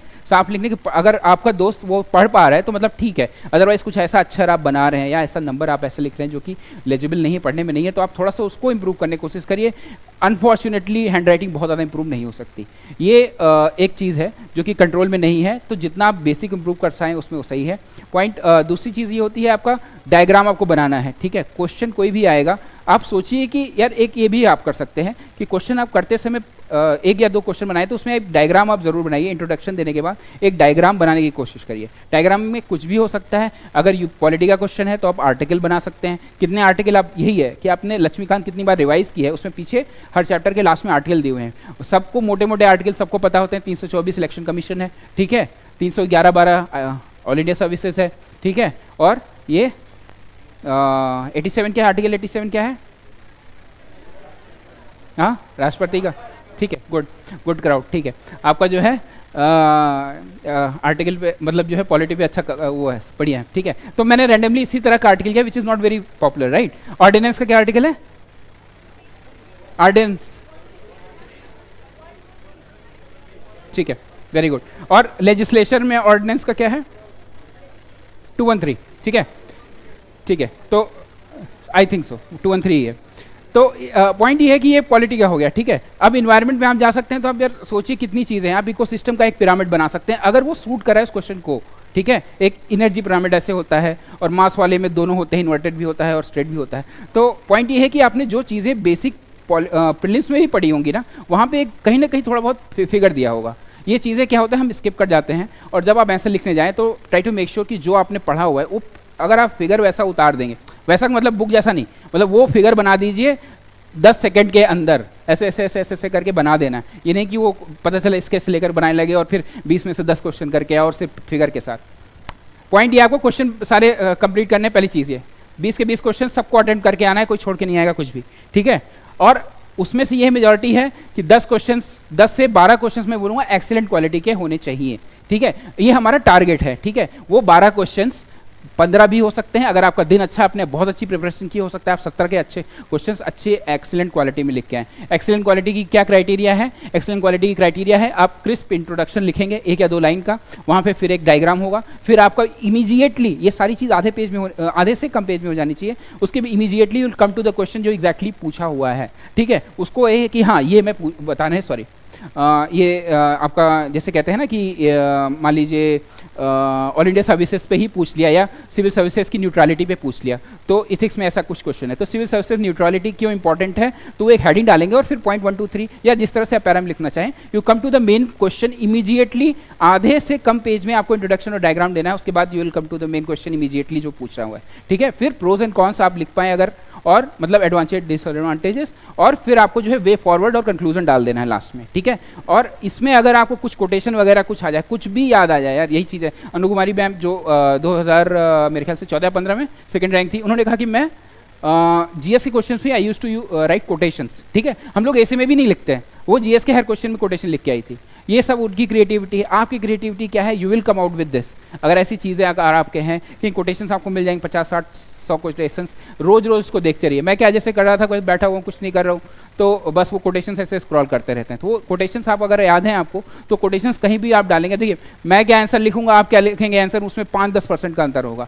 ये जो चीज़ें हैं ना, ये आपको वो मतलब आंसर को 20 से 25% का अंतर कर देंगी। अगले बंदे को जो 10 में से शायद 3-3.5 मिल रहा होगा, आपको 5-5.5 मिल जाएगा। 1-1.5 नंबर आप बढ़ाइए 10 क्वेश्चन में, आपके 15 इधर बढ़ जाएंगे, मतलब 10-15 नंबर यही है। तो वही जो बंदा जो है 80 नंबर पा रहा है 200 में से, और जो नंबर बंदा 125, 130 या 110 भी जो पा रहा है, उसमें यही अंतर है, ठीक है। डायग्राम और वो सारी चीज़ें, आंसर सारे आपको पूरे करके आने हैं, कॉपी भरना है, ये साइकोलॉजिकल फैक्ट है, बट कबाड़ से नहीं भरना है, पॉइंट ये है, ठीक है। वही मैंने बोला कि 12 से 13 क्वेश्चन अच्छी क्वालिटी में, एक्सीलेंट क्वालिटी में, 5-6 क्वेश्चन ऐसे हो जो गुड क्वालिटी एवरेज वो चला जाएगा, बाकी 2-3 क्वेश्चन ऐसे होंगे जो कि एवरेज होगा, और लास्ट के 1-2 क्वेश्चन ऐसे हो सकते हैं जिसमें आपको no idea at all, right. जैसे अब्राहम अकॉर्ड पूछा था 2021 में, मुझे थोड़ा सा आइडिया था, पता नहीं कि मैं कंफ्यूज क्यों हो गया, लेकिन चूंकि मैंने पढ़ा हुआ था, मैंने लिख तो सही दिया था, मैंने लास्ट में क्वेश्चन अटेम्प्ट किया था।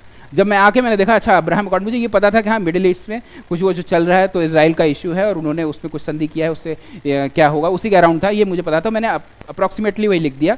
और जब मैं आके घर पर मिलाया तो मेरा वो सही था, मैंने सही लिखा था, तो मुझे ये लगा कि चलो ठीक है। बट ऐसा हो सकता है कि आपको कुछ आइडिया नहीं हो, ठीक है। एक क्वेश्चन आया था 2021 में, क्या था, साइबर डोम करके एक परियोजना पूछी थी, ठीक है। वो चूंकि यूपीएससी में एक question, that's what I am also saying, कि यूपीएससी में एक क्वेश्चन पूछा हुआ था साइबर डोम का, केरल का पुलिस डिपार्टमेंट की ये साइबर की स्कीम है। अब चूंकि मैंने यूपीएससी का क्वेश्चन पेपर देखा हुआ था, मैं नहीं दे रहा हूँ UPSC, but due to practice मैंने यूपीएससी के टेस्ट पेपर सॉल्व किए थे। पहले मैंने यूपीएससी के और यूपीपीसीएस के टेस्ट पेपर सॉल्व करने के बाद I went to other sources कि हाँ और किसी का टेस्ट पेपर लगाना है, तो वो लगाने से क्या क्वेश्चन भी रिपीट हो जाते हैं। तो अगर ऐसा साइबर डोम नहीं भी पता है तो you can take a guess यार कि क्या है, साइबर के अराउंड कुछ कैसा है। तो आप देखिए, कॉपी वो क्वेश्चन छोड़ के आने से बेटर है आप कुछ लिख दीजिए, do not write something very crap, ठीक है, जो कि उसको ही एंटागोनाइज कर दे एकदम, बट ट्राई टू राइट कि यार लिख दो यार, मैं तो यही बोलूँगा, टेक अ रिस्क, लाइफ ही रिस्क है, एग्जाम तो बहुत ही रिस्क है, तो आप छोड़ के मत ही आइए। आप श्योर ये हो, मतलब कोशिश ये करिए कि आप जितना पूछा उसके आसपास रहिए, ठीक है। तो दैट वे आपको क्वेश्चन पूरा करना है और आपको उसी अप्रोच से करना है। एक हिंदी का है और एक ऐसे का है, दोनों पे क्विकली बता देता हूँ। हिंदी के लिए सबसे पहले देखिए, आप क्या आपका बैकग्राउंड है उस पर डिपेंड करता है। मैं चूँकि हिंदी मीडियम से हूँ तो मेरी हिंदी बचपन से सही रही है, ठीक है, और ग्रामर मुझे सही से मतलब हो जाता था। सिर्फ ये एक वाक्य शुद्धि वाला एक क्वेश्चन होता है जो कि बहुत ही अनप्रेडिक्टेबल होता है। इनफैक्ट पृथ्वीनाथ पांडे वगैरह में भी एक ही जगह, एक ही मतलब अलग अलग जगह एक ही वाक्य को अलग अलग तरीके से सही किया गया है। तो मुझे नहीं लगता कोई कितना भी प्रकांड विद्वान हो, विद ड्यू रिस्पेक्ट, वहाँ पे भी बुक्स में है, उनकी गलतियाँ नहीं है, बुक्स में थोड़ा सा एरर है, ठीक है, एक जगह कुछ बताया, एक जगह कुछ बताया, तो वो एक थोड़ा सा फ्रेजाइल पोर्शन है। बट अदरवाइज सारी चीज़ें आप देखेंगे तो उसमें जो है वाक्य प्रयोग और वो सारी चीज़ें हैं, ये आपका जो वन वर्ड है वाक्यांश के लिए एक शब्द है, ये सारी चीज़ें हैं, ये जो पिछले 10 से 12 साल में यूपी पीसीएस में पूछे गए हैं, उनको आपको बहुत जल्दी जो है याद करके उसको कर लेंगे तो आपका बहुत हाई, बहुत ही हिंदी बहुत ही स्कोरिंग है। I got 106। इस बार 19 में मुझे मिला था 99 मुझे इसलिए मिला था क्योंकि मैं बहुत ज़्यादा टाइम मैंने वाक्य प्रयोग में दे दिया था। 30 मार्क्स का आता है, मैंने सोचा बहुत ही ज़्यादा इंपॉर्टेंट है, लेकिन ठीक है, आपको वाक्य प्रयोग में एक चीज़ ये करना है कि करंट के कुछ मुद्दे डालने हैं, ठीक है। जैसे ये पूछा था अंधों में काना राजा, तो मैंने लिखा था कि आरबीआई के पूर्व गवर्नर श्री रघुराम राजन द्वारा भारतीय अर्थव्यवस्था को अंधों में काना राजा कहा जाना एक विवादास्पद बयान बन गया था, ठीक है। तो rather than giving something very monotonous और ऐसा कुछ जो किसी को मतलब लगेगा यार क्या है कि ये राम जो है थोड़ा सा पढ़ लिया और गांव में अंधों में काना राजा, इस तरह की बहुत ही बेसिक चीज़ें जो बच्चे करेंगे वो आपको नहीं करना है। कुछ इस तरह से करंट से जोड़ते हुए करिए ताकि आपके वाक्य प्रयोग में अच्छे नंबर आ जाए। अच्छा, और पैसेज वाले क्वेश्चंस में जो आते हैं 60 मार्क्स का पैसेज आता है, और लेटर राइटिंग और ग्रामर पे आपको बहुत ज़्यादा ध्यान देना है। पैसेज के जो क्वेश्चंस होते हैं उन क्वेश्चंस को आपको जो है बहुत बार पढ़ना है, इसलिए मैं बोल रहा हूँ पिछले 10 साल के क्वेश्चंस को आप करिए घर पे। उनके क्वेश्चंस बहुत ही क्लिष्ट होते हैं, वेरी कॉम्प्लेक्स हिंदी। वो मैं हिंदी मीडियम का हूँ और आप में से भी कई लोग कंफर्टेबल होंगे, मुझे पैसेज बहुत ही टफ लगता था, तो पैसेज को बहुत ज़्यादा ध्यान से पढ़ना है। और जो संक्षेपण वाला पोर्शन होगा वो कॉपी एक पेज दिया होता है तो पूरा भरना मत, ठीक है, 1/3 से ज़्यादा लिखना मत, और सिर्फ मेन पॉइंट्स आपको लिखना है। अब यहीं पे आप कितना बढ़िया क्रक्स समझे हैं उस पर ही डिपेंड करेगा। वो मेरे ख्याल से अकेले 20 मार्क्स का होता है संक्षेपण वाला। एक है भावार्थ वाला, उसमें आप भावार्थ का मतलब खुल के लिखिए, कोई बात नहीं, लेकिन टू द पॉइंट। खुल का मतलब ये नहीं है कि कहानी लिखना है, बट टू द पॉइंट लिखिए, लेकिन जो है उसमें आप पेजेस नहीं देखिए, भरिए पेजेस। लेकिन जो ये संक्षेपण वाला है वहाँ पे एग्जैक्टली आपको 1/3 में ही लिखना है, ठीक है। ये इसके अराउंड हो गया। ऐसे में ये आपको ये क्विकली करना है, जितने भी टॉपिक यूपी पीसीएस में पूछे गए हैं, same applies to UPSC also. जो भी आपको पूछे गए हैं टॉपिक्स, वो सारे क्वेश्चंस को आपको ऐसे के टॉपिक्स आए हुए हैं आप देख लीजिएगा, ठीक है, या तो आप वहीं से प्रैक्टिस करिए। कोई टॉपिक अगर दिया हुआ है, जैसे मैंने आपको बोला कि कोई टॉपिक मैं बोल दूं, कोई भी चीज़ आप देख लीजिए, जैसे ग्लास है या वाटर है, तो आप इसको देख के सोचिए कि आप इसको किस किस चीज़ से जोड़ सकते हैं, राइट। वाटर क्या क्या है, एक तो सबसे बड़ी बात है ये ना, जीवन का स्रोत है, ठीक है। वाटर क्या है, ट्रांसपोर्ट का है, ठीक है। वाटर और क्या क्या हो सकता है, वाटर एक फिजिकल केमिकल रिएक्शन में भी होता है, ठीक है। वाटर क्या है, सोसाइटी को जोड़ने का एक साधन है। अगर पानी नहीं होगा तो क्या समाज में, है ना, अव्यवस्था आ जाएगी, लोग आपस में लड़ेंगे, ठीक है। इतिहास में भी पानी का क्या रोल रहा है, ठीक है, ठीक है। ज्योग्राफी में तो वाटर है ही, हर जगह आप बता सकते हैं। पॉलिटी में क्या है, पॉलिटी में वाटर का कोई रोल बता सकता है, पॉलिटी और वाटर को कुछ कनेक्ट कर सकते हो, फंडामेंटल राइट्स, ठीक है। वाटर ट्रीटीज जितनी भी हैं, ठीक है, Indus water treaty India Pakistan का इशू, इंटरनेशनल वाटर अपने यहाँ कृष्णा का और ये कावेरी वाटर डिस्प्यूट, इतने ट्राइब्यूनल्स बने हैं, 1960 से बने हुए हैं और अभी तक सॉल्व नहीं हो पाया है मामला ट्राइब्यूनल्स का, कुछ ना कुछ चलता रहता है, ठीक है। उसमें सुप्रीम कोर्ट ने अपने अंडर में ले लिया है, पहले एक article 262 I think water board बनाया है उसके अंतर्गत, तो वो जो है सुप्रीम कोर्ट के एडजुकेशन में हटाया था, लेकिन सुप्रीम कोर्ट ने ड्यू एक उनकी पावर है जिसपे कि they have complete right to do complete justice, है ना, एक आर्टिकल है, याद नहीं है नंबर उसका, तो उसके अंतर्गत उन्होंने कहा कि they can also take a decision on that. तो इस तरीके से आप वहाँ पे इकोनॉमी में वाटर कैसे, एग्रीकल्चर, एनर्जी, हाँ एग्रीकल्चर, हाँ कृषि, एनर्जी, ऊर्जा में, है ना, ठीक है, पर्यावरण में, और आपदा प्रबंधन में, पानी अगर बाढ़ डैम टूट गया, इंटरनल सिक्योरिटी वाटर, सोचिए, हाँ आईआर तो खैर है ये इंडस वाटर ट्रीटी हुआ। अच्छा, आईआर में इस तरह से आप बोल सकते हैं, कोफी अन्नन ने बोला था क्या कि future war would be water Wars, भविष्य में जो युद्ध होंगे वो जल को लेकर के होंगे, ठीक है। तो आईआर में इस तरीके से आप कनेक्ट कर सकते हैं। इंटरनल सिक्योरिटी सोच सकते हैं आप इस तरीके से, भाई आपका नदियाँ कहीं हैं ऊपर अपर हिमालयन स्टेट से, वहाँ से आ रहा है, ठीक है, तो वहाँ पे जो भी है वाटर की वजह से जो डिस्प्यूट होता है, लोग बांग्लादेश के बॉर्डर से इमिग्रेशन और सारी चीज़ें, वो इंटरनल सिक्योरिटी क्रिएट करेंगे, ठीक है। एथिक्स में एंगल, पानी एक इतना बेसिक चीज़ है, क्या किसी को आप डिप्राइव कर सकते हैं because he does not have money, ठीक है। एथिक्स में अपने जो है, जैसे दिल्ली में पानी फ्री कर दिया, ठीक है, उस एंगल में मतलब ना, पॉइंट ये है कि पॉइंट ये है कि जैसे आप क्या एक फंडामेंटल राइट की तरह आप इसको ले सकते हैं ना, right to have safe drinking water, environment article 21 में आप इसको डाल सकते हैं, ठीक है। तो एथिक्स एंगल से, तो वही मैं एक एग्जांपल ये दिया, आप कोई भी एक पर्टिकुलर चीज़ जो भी एथिक्स ऐसे का टॉपिक है, आप इतने एंगल से आप सोच सकते हो। हमेशा जीएस में जितने भी टॉपिक्स दिए हुए हैं, ठीक है, 60 टॉपिक्स हैं, देखिए 4 पेपर हैं, हर पेपर में अराउंड 15-15 टॉपिक्स हैं। हर टॉपिक्स का आपको थोड़ा सा आइडिया होगा, हिस्ट्री है, ज्योग्राफी है, सोसाइटी है, और पॉलिटी, गवर्नेंस, ये इकोनॉमी और लैंड, ठीक है, इथिक्स तक सब। तो वो सारे एंगल्स किसी भी पर्टिकुलर टॉपिक पे लगाओ यार, क्या ये बन सकता है, उसका एक डायग्राम अलग, एक मतलब पॉइंट्स छोटे छोटे छोटे रफ में बना लो और फिर उसी से ऐसे लिखना है। मेरा ऐसे आई डोंट थिंक मैं क्वालिफाइड हूँ ऐसे यूपीपीसीएस में बोलने के लिए, because I got really poor marks. अब मुझे क्यों मार्क्स पुअर आए ये मुझे भी बहुत ज़्यादा पता नहीं है। मैंने 2018 में जब यूपीएससी का दिया था मेंस, तो उस समय मेरे 124 नंबर थे, और उस समय जो रैंक 2 थे उनके भी शायद 113 नंबर थे। तो मेरा जो अप्रोच बताया यूपीएससी में तो काम किया, यहाँ पे नहीं कर रहा है, ठीक है। तो योर कॉल, मैंने जो बताया वो बेसिक अप्रोच है, ठीक है, ऐसा ही करना है, क्योंकि आप किसी चीज़ को कई डायमेंशन से लिखना है। डायग्राम बनाइए, कोटेशन डालिए, ठीक है, अच्छी हैंडराइटिंग में लिखिए। और मैंने ये भी देखा है कि हिंदी में लिखने से ज़्यादा नंबर आते हैं। मैंने इंग्लिश में लिखा था, मुझे लग रहा है कि आई हैव बीन टारगेटेड। जो ये बोलते हैं इंग्लिश वाले जो है ज़्यादा नंबर पाते हैं, तो मैं वहाँ पे कंपनसेट हो गया। अकेले जो है 25 नंबर वहीं पे मेरे कम कर दिए, ठीक है। मैंने हिंदी में लिखा होता, क्योंकि एसीएफ में मैंने हिंदी में लिखा हुआ था, हिंदी में ही पेपर लिखा होता है, उसमें ऐसे आया था, तो उसमें मुझे पूरे अच्छे नंबर मिले थे। यहाँ पर मैं वही चीज़ें कर रहा हूँ, IR भी इतना बढ़िया लिखा, तो आई डिड नॉट गेट मार्क्स। तो मुझे यही लग रहा है कि कुछ तो ये है लफड़ा। खैर चलिए, will not get into that. Point ये है कि आप जिस भी भाषा में लिख रहे हो, अप्रोच चाहिए, मल्टी डायमेंशनल लिखना है, कोटेशन डायग्राम बहुत ज़्यादा डालिए, ठीक है, अननेसेसरी नहीं। एक ऐसे में 2 डायग्राम सफिशिएंट है, एक आंसर में 1 डायग्राम सफिशिएंट है, ठीक है। तो ये हो गया। इसके अलावा हाँ, मोस्टली मैंने बता ही दिया है। अब आपका जो है क्विकली पर्सनालिटी टेस्ट पे बोल देता हूँ। पर्सनालिटी टेस्ट देखिए, इतना करने के बाद आपका जीएस का नॉलेज इतना स्ट्रांग हो जाएगा कि आपको नॉलेज का इशू नहीं है। अब आपको क्या है, प्रेजेंटेशन का इशू है, और साथ में कुछ बेसिक चीज़ें हैं जो आपको ध्यान में रखना है। पहले चीज़ तो ये है कि आप यूपी का एग्ज़ाम देने जा रहे हैं, तो यूपी स्पेसिफिक कुछ चीज़ें आपको पता होनी चाहिए, ठीक है।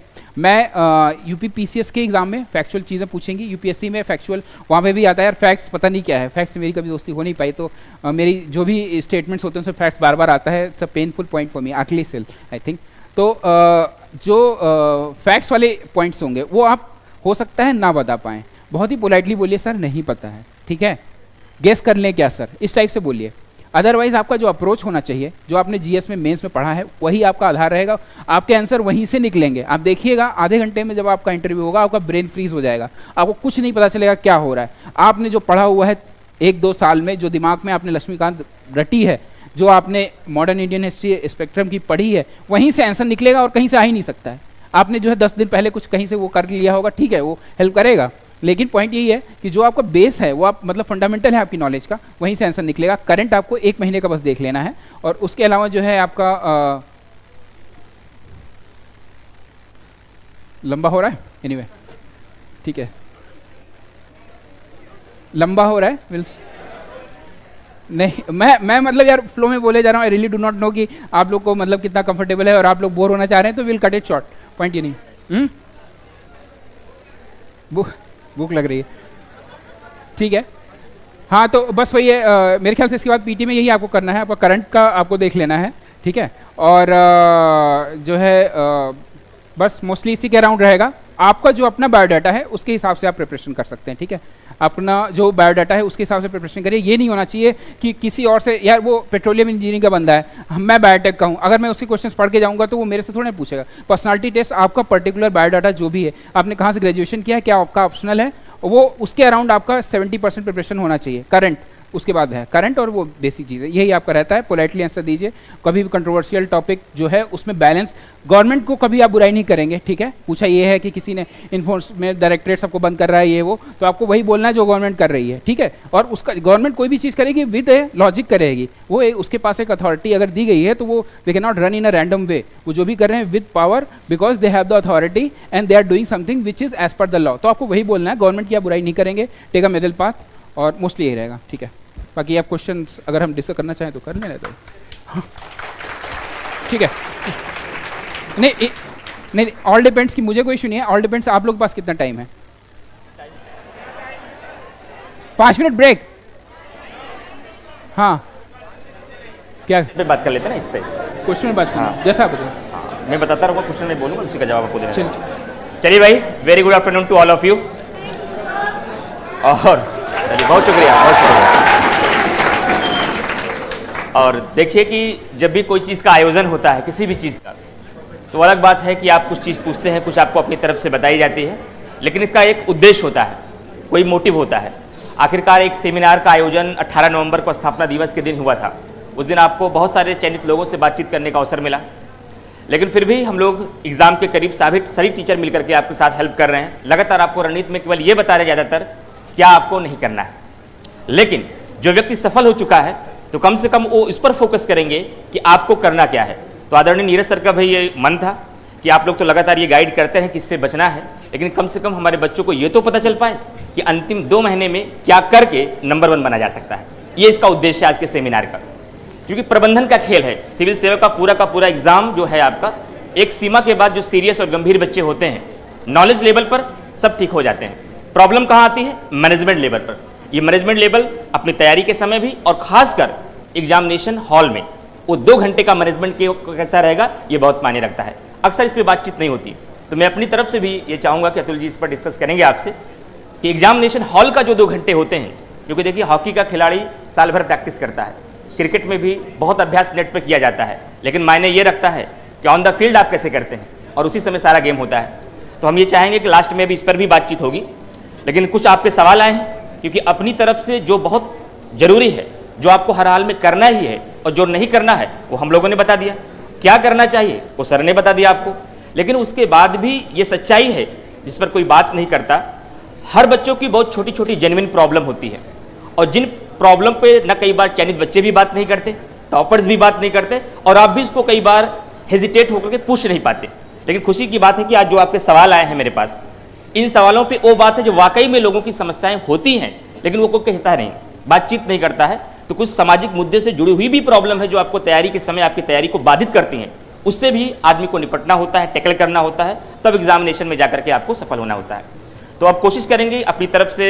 फिलहाल पूरी बात अतुल जी ने आपको बता ही दिया, समझा ही दिया कि बुक्स क्या क्या प्रेफर करना है, कैसे कैसे पढ़ना है, किस चीज़ों पर ध्यान देना है, किस पर ध्यान नहीं देना है। लेकिन एक बात का यहाँ ध्यान रखिएगा, सबकी रणनीति एक जैसी नहीं होती। हो सकता है सर का अप्रोच कुछ दूसरा हो और आपका अप्रोच उससे कुछ दूर हो, तो आपको ऐसा महसूस हो लगे कि हमने तो अभी वो ऐसा कुछ किया ही नहीं जो सर ने किया, इसका मतलब हम पहले से फेल हो गए। ऐसा बिल्कुल भी नहीं हो सकता। कुछ बेसिक्स होते हैं, कुछ कॉमन चीज़ें होती हैं जो हर व्यक्ति को करना होता है, लेकिन सबकी स्ट्रेटजी अलग अलग हो सकती है, ये भी सार्वभौमिक सत्य है। तो इस पर बहुत ज़्यादा डिप्रेशन में आप लोगों को नहीं आना है। अब सीधा हम शुरुआत करेंगे आज की क्लास में, तो इसकी बात करेंगे कि आप लोगों को क्या सवाल है। मैं सवाल सर से करूँगा, सर उसका आपको संक्षिप्त में जवाब देने का प्रयास करेंगे, ठीक है। तो सबसे पहला क्वेश्चन जो है बच्चे का, सईद फ़हीम किसी का नाम है, जरूरी नहीं कि मैं नाम सभी बच्चों का लूँ। एक चीज़ मैं और भी बता दे रहा हूँ कि हो सकता है बहुत सारी पर्चियाँ ऐसी भी आई हूँ कि आपका सवाल ना आए, तो आपका ऐसा लगेगा कि हमने पर्ची लिखी लेकिन मेरा सवाल नहीं आया। तो इन सवालों में मैं कोशिश करूँगा कि मैंने सारे क्वेश्चंस को सुना कि सर ने आपको क्या क्या बताया है। ऐसे सवाल जो इसमें शामिल होंगे जिसका उत्तर आपके पूछने से पहले ही सर ने दे दिया है, तो वो क्वेश्चन मैं नहीं उठाऊंगा। ऐसे क्वेश्चन जो सर ने बताया भी नहीं, अक्सर हम लोग भी बातचीत नहीं करते, और वाकई वो जेन्युइन प्रॉब्लम बच्चों की होती है, सामूहिक रूप से सबको लाभ हो सकता है। हम बात उन्हीं प्रश्नों पर करेंगे, ठीक है। चलिए, पहला सवाल आपका है कि एक बच्चे का क्वेश्चन है अतुल जी कि जिन्हें 2023 में प्री देना हो और अब एग्जाम की तैयारी पहली बार शुरू की है, फर्स्ट अटेम्प्ट हो, तो सबसे बड़ी चुनौती अंतिम समय में आ रही है कि 3 महीने में आखिर हम एक दिन में कितने सब्जेक्ट लेकर चले। और पिछले साल भर में जो मेहनत की गई उसमें हमारे पास बहुत सारे टेक्स्ट बुक भी हैं, संस्थानों की भी हैं, कोचिंग के भी हैं, कुछ प्रेफर बुक जो टॉपर्स के हैं वो भी हैं, एनसीईआरटी जिसको ब्रह्मास्त्र कई बार मान लिया जाता है, कई बार होता भी नहीं है, ये भी है, क्लास के नोट्स हैं। इतने सारे मटेरियल्स के बीच में कितने सब्जेक्ट को डेली लेकर चलें, और साथ ही साथ किस पर ज़्यादा फोकस करें, टेक्स्ट बुक पर, क्लास नोट्स पर, खुद के बनाए शॉर्ट नोट्स पर, या फिर जो कोचिंग का मटेरियल है उस पर। सवाल जटिल है, सवाल मुश्किल है, लेकिन ये अनेकों का सवाल है। लेकिन ध्यान रखिएगा इस सवाल में हमारे भी इनपुट शामिल है, क्योंकि जहां हमारे बच्चे लड़खड़ाएंगे उनकी तरफ से ये पूछा जाना चाहिए था, तो मैं मदद करूंगा सवाल में, ठीक है। ऐसा हो सकता है। अब बताइए। देखिए मतलब ये है कि अभी प्रिपरेशन स्टार्ट की है या पहले से कुछ किया फर्स्ट है? अटेम्प्ट है, नहीं, पूरी ठीक है। तैयारी हो चुकी है, अच्छा, लेकिन बचे हुए 3 महीने में क्या अच्छा, स्टडी होनी ठीक है, चाहिए? ठीक है, ठीक है। देखिए, अगर आपने 1 साल टाइम दिया हुआ है और जेन्युइनली दिया हुआ है मसूमी, तो फिर आपके लिए मतलब इस टाइम पे मैं पहली चीज़ यही बोलूँगा जो वही मैंने बोला हुआ था, आपका क्वेश्चन पेपर और जो आया हुआ है यूपी पीसीएस में 10 साल का, आपको ये है कि हर दिन आप उसके क्वेश्चन से एक बार नज़र तो मार ही लीजिए विद आंसर, ठीक है। हिस्ट्री वगैरह के ऐसे क्वेश्चन होंगे जो वहाँ से सीधे उठा के आएंगे, ठीक है। तो आपको अब क्या आपको करना है, कौन सा चीज़ आपको टेक्स्ट बुक उठानी है या फिर आपको क्लास नोट्स उठाना है या फिर कोचिंग के नोट्स, क्या चीज़ क्या है। देखिए, इतना आपको पता है कि 1 साल में इतना आइडिया आपको लग गया है कि किस जगह से क्वेश्चन यूपी पीसीएस में जो पूछा गया है हमें 80 से 90% इस जगह से कवर हो रहा है। मैं ये नहीं कह रहा हूँ 100% हो सकता है, कहीं 100% तो संभव ही नहीं, कोई ऐसा कंटेंट आपको मिलेगा ही नहीं यहाँ पे जो सिविल सर्विसेज का सारा वो वहाँ से आ जाए, ये तो संभव नहीं है, ठीक है। तो आप कोई एक पकड़ लीजिए, अब क्या होगा वो आप जज कर सकते हैं, इसलिए आपने एक साल प्रिपरेशन की, इसलिए मैं बोल रहा हूँ। अगर आप शुरू से एकदम आपने अभी कुछ किया ही नहीं तो फिर अलग आंसर होता, क्योंकि आप कर चुके हैं तो आपको ये आप बेस्ट जज कर सकते हैं। क्लास नोट्स अगर लग रहा है कि कंप्लीट है, उससे क्वेश्चन आए क्योंकि वो सबसे ज़्यादा वो प्रिसाइजली उन लोगों ने पढ़ाया होगा, तो उस हिसाब से आपका कम टाइम में वो कवर हो जाएगा। हाँ, लेकिन यही है कि आपके क्वेश्चन पेपर्स आपको हमेशा दिमाग में रखने कि ये क्वेश्चन में से हो रहा है या नहीं हो रहा है, वो सबसे इंपॉर्टेंट है। क्वेश्चन पेपर्स जो पिछले साल 4-5 साल में आया हुआ है, क्वेश्चन हो रहा है या नहीं हो रहा है। करंट के क्वेश्चन होंगे वो आपके काम के नहीं होंगे, लेकिन वो करंट का है तो आप एक किताब कोई भी पकड़ के, मैंने कोई किताब का नाम बताया, आप कोई और पकड़ लीजिए, कोई इशू नहीं है। पॉइंट ये है कि उससे आप उसको करिए, 4-5 इटरेशन दीजिए, बहुत ज़्यादा भागिए नहीं। पॉइंट ये एक चीज़ पकड़ लीजिए। और मेरे ख्याल से क्लास नोट्स, अब जब जितने ऑप्शन जो आपने दिए हैं उसमें मुझे क्लास नोट्स इसलिए सही लग रहा है क्योंकि आई एम अज्यूमिंग कि वो सारी चीज़ें उन्होंने एग्जाम के पॉइंट ऑफ व्यू से ही पढ़ाते हैं। और मैं ये भी बोलूँगा, मैं जो बोल रहा हूँ उसको भी आपको, ये आपकी एनालिटिकल एबिलिटी पे होना चाहिए, आपको तुरंत जज उसको चेक करिए क्या उससे क्वेश्चंस हो रहे हैं या नहीं है, तो ये आप जज कर लीजिए। मेरे ख्याल say that should be the best option. Very good. दूसरा सवाल एक किसी स्टूडेंट का है, मैं नाम नहीं लूँगा, कि 2 सवाल यहाँ पे पूछे गए कि जैसे कि पीसीएस के क्वेश्चन का जो नेचर है फैक्चुअल तो है ही, फैक्चुअल को छोड़ के हम आगे नहीं बढ़ सकते हैं। तो यहाँ प्रॉब्लम ये है कि फैक्ट को लास्ट समय में कैसे याद करें। फिलहाल सर ने पहले ही बताया कि फैक्ट मेरा कमजोर पक्ष रहा है, लेकिन फिर भी अपनी तरफ से कमजोर पक्ष पर रहते हुए भी कुछ तो तरीका अपनाया होगा जिसकी वजह से उन्होंने क्लियर किया है। तो इसका मतलब है कि जो सर का तरीका होगा निसंदेह रूप से वह बहुत ही महत्वपूर्ण होगा। तो क्वेश्चन है कि फैक्ट को कैसे याद करें और परीक्षा कक्ष में दबाव को कैसे नियंत्रित करें, जो हड़बड़ाहट होती है, डर होती है, वो कैसे करें। पहली चीज़ तो ये है, जैसे मैंने बोला, फैक्ट्स की बात कर लेते हैं। फैक्ट्स देखिए, अगर कुछ लोग का एक होता है, देखिए एक तो ये तरीका होता है कि कुछ लोग का बाय बर्थ होगा, उनका दिमाग इस तरह से होता है, उनको फैक्ट्स एकदम कहानी की तरह याद हो जाते हैं। मेरा एक फ्रेंड था, वो मतलब ऐसे बोलता था, यार मुझे याद करने में चीज़ें बहुत दिक्कत नहीं होती, मुझे कहानी की तरह मैं पढ़ लेता हूँ, समझ में आ जाता हूँ, मुझे याद रहता है। ठीक है, मैं ये मान रहा हूँ कि आप उस कैटेगरी में नहीं है, आप मेरी कैटेगरी में जिनको फैक्ट्स में प्रॉब्लम होती है। उस केस में मैं एक चीज़ यही करता था, मैं फैक्ट्स को बार बार जितना मैं देखता था। क्वेश्चन टेस्ट पेपर आप ज़्यादा से ज़्यादा लगाइए, टेस्ट पेपर में ही आए हुए क्वेश्चंस आपको हेल्प करेंगे। देखिए, अगर 4 ऑप्शंस दिया है, पॉइंट सिर्फ इतना है कि एक सही आंसर पकड़ना है, एक सही आंसर मतलब 3 एलिमिनेट करना है। 1-2 तो आप अपने कॉमन सेंस से हटा देंगे कि आपने पढ़ा हुआ है, बाकी 2 में जो फंसेगा वो आपने कितने टेस्ट पेपर दिए हुए हैं, आपको ये इंट्यूशन कहेगा ये 2 में से यही एक सही है। और जब आप 30-40 टेस्ट दे के जाएंगे एग्जाम में तो अपने आप वो सही होगा, आपका 10 में से 7 क्वेश्चन सही होके आएगा। कभी भी 10 में से 10 आप या तो छोड़ के आएंगे या 10 में 10 गलत करेंगे, तो उससे बढ़िया है आप यहाँ पे प्रैक्टिस घर पे खूब ढेर सारी करिए और उसके बाद वहाँ पे आपका फैक्ट्स वहाँ पे भी सही होगा। आपका देखिए, प्रैक्टिस एक ऐसी चीज़ है जो मेजॉरिटी ऑफ द आपका प्रॉब्लम सॉल्व कर देगी। और प्रैक्टिस आपको क्या करना है, पिछले साल के टेस्ट पेपर्स और जो जेन्युइन कोचिंग्स हैं उनके क्वेश्चन पेपर्स दीजिए। पहले पिछले साल के 10 साल के 5 साल के जो है टेस्ट पेपर्स वो आप एकदम अच्छे से उसको करिए और घर में एग्जाम कंडीशन जो मैंने बताया 20-25 क्वेश्चन रोज करके एक्यूरेसी को बढ़ाइए। क्यों मुझसे आंसर गलत हुआ, ठीक है, ये मुझे फैक्चुअली नहीं पता था, ठीक है, ये फैक्ट्स मैंने अब देख लिया। वो क्वेश्चन आप 20 करने के बाद वो क्वेश्चन से एनालाइज भी करिए कि मुझे गलत क्यों हुआ, ताकि नेक्स्ट टाइम वही क्वेश्चन आए तो गलत ना हो। कंसेप्चुअली गलत है, फैक्चुअली गलत है, क्या चीज़ है वो आप एनालाइज करिए ताकि जल्दी हो जाए। दूसरा क्वेश्चन था एग्जाम प्रेशर, राइट।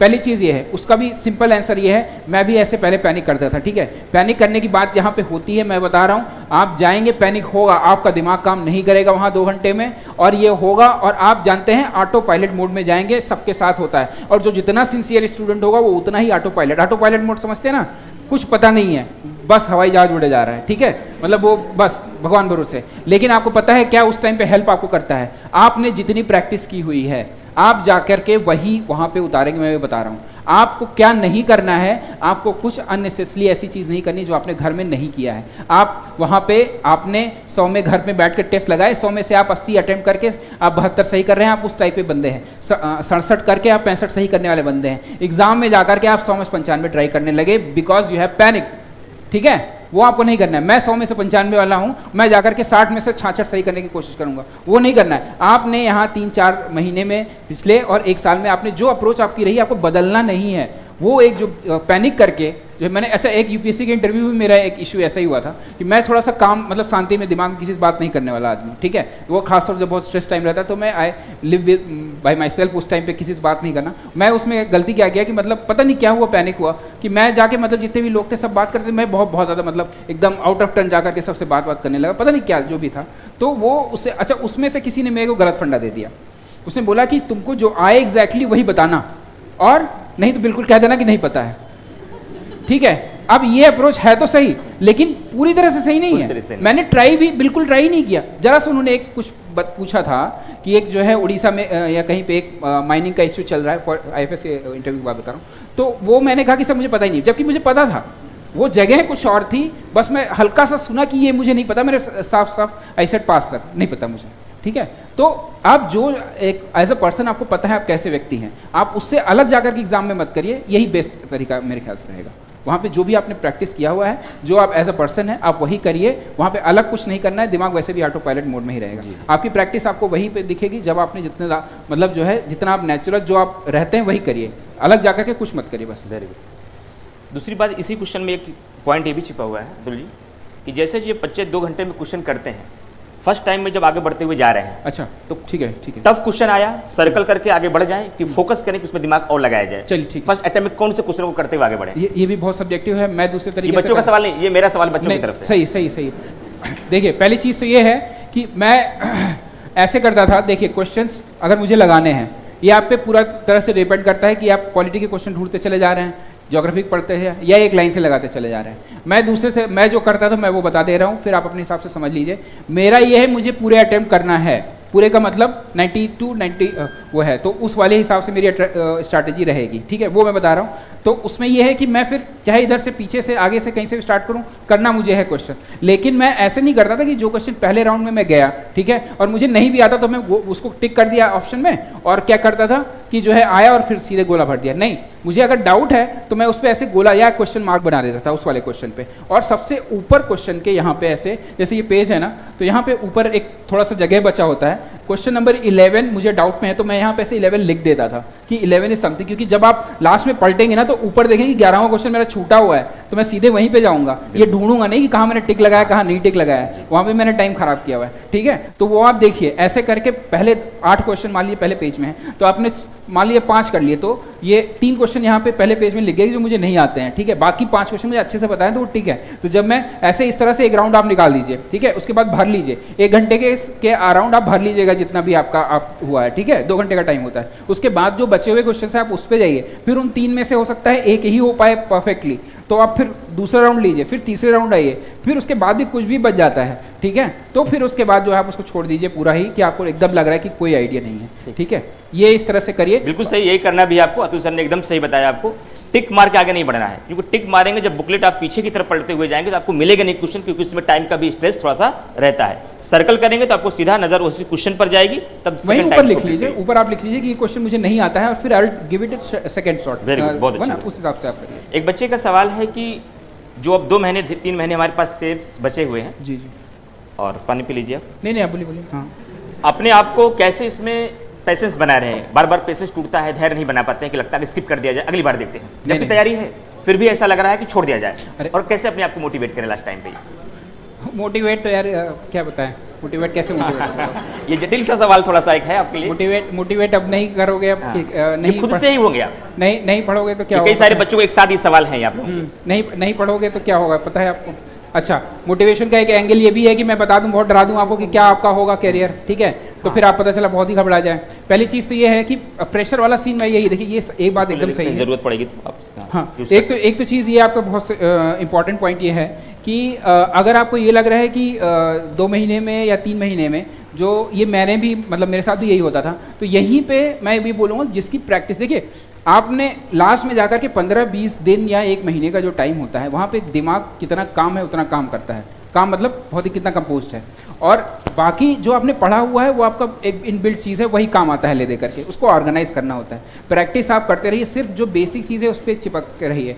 क्या है, क्वेश्चन पेपर्स और मतलब ज़्यादा से ज़्यादा प्रैक्टिस, उसी को आप करते जाएंगे अगर, तो आपका जो है वहाँ पे एक कॉन्फिडेंस नहीं जाएगा, ठीक है। अननेसेसरी जो भी पैनिक होता है, देखिए ह्यूमन बॉडी है, एंग्जाइटी भी आएगा, डिप्रेशन भी आएगा, परेशानी भी आएगी, सब कुछ आएगा, रिगार्डलेस चलते रहिए। मैं तो यही बोलूँगा क्योंकि मैं यही करता था, ठीक है। क्या करेंगे, शरीर है, मैं ये बोल दूं कि आप एकदम बहुत ही अच्छे मूड में रहेंगे, नहीं, ठीक है, होगा, ठीक है, टेक इट लाइटली, बट ये नहीं कि डिप्रेशन में जाके आप पढ़ना बंद कर दें और बहुत घबरा के पढ़ नहीं है, नहीं, ऐसा नहीं है। आप थोड़ा सा बहुत जो आपको सबसे अच्छा आता हो वो टॉपिक, उसके क्वेश्चन करिए, कॉन्फिडेंस बढ़ाइए, फिर आप धीरे धीरे जाइए। ऐसा नहीं कि पता चला आर्ट एंड कल्चर आपका बहुत टफ, आपको समझ नहीं आ रहा है, उसी क्वेश्चन करके और डिप्रेशन में जा रहे हो, राइट। जो इजी टॉपिक उससे करिए, अपने मोरल को बूस्ट करिए, और फिर जो है क्वेश्चंस आप पिछले साल के क्वेश्चन पेपर देखते रहिए। अगर ऐसा कुछ आए तो पिछले क्वेश्चन पेपर देखो, ठीक है, क्या आया है, क्योंकि वो सबसे इजी क्वेश्चंस होते हैं और सबसे रेलेवेंट होते हैं, तो वो करिए, बहुत मतलब परेशान नहीं हुई। यही तरीका भी है, क्योंकि जब आपने पढ़ाई की है इसका मतलब आपको नॉलेज है, और नॉलेज है जो बार बार प्रीवियस ईयर क्वेश्चन करेंगे, जैसा कि सर ने बताया, तो वहीं से मोटिवेट हो जाएंगे, क्योंकि प्रीवियस ईयर क्वेश्चन आपसे लगने लगेंगे, क्वेश्चन आपके होने लगेंगे, तब आपको ये लगेगा कि पिछली बार जो पूछा गया अगर हम कर पा रहे हैं तो इसी के आसपास सवाल ही तो रहेगा अगली बार, तो हम कर पाएंगे। तो मोटिवेशन बनाने का एक तरीका ये भी है, अगर आपने वाकई पढ़ाई की है तो प्रीवियस ईयर क्वेश्चन को बार बार लगाइए। एक क्वेश्चन बच्चों का ये है कि कई सारे बच्चों का ये भी सवाल है कि हम कोई चीज़ पढ़ते हैं, बार बार पढ़ते हैं, खुद से पढ़ते हैं, लेकिन समय के साथ साथ बहुत जल्दी भूलते हैं। लेकिन दूसरी तरफ जब हमें टीचर पढ़ाते हैं तो समझ में भी आ जाता है, याद कराते हैं, याद भी हो जाता है, लेकिन खुद से पढ़ते तो समझ में भी कम आता है और भूल भी आसानी से जाते हैं। तो फिर ठीक है ना, तो अब टीचर की ज़रूरत ही नहीं होती अगर ऐसा नहीं होता तो, इसीलिए ज़रूरत पड़ती है शायद हम लोगों को। टीचर की ज़रूरत होती है, वो सही है। देखिए अब जैसे मैं मुझे बुक से पढ़ने में थोड़ा सा दिमाग मेरे कम रुकता था, फैक्ट्स वाली खास तौर से चीज़ें, राइट।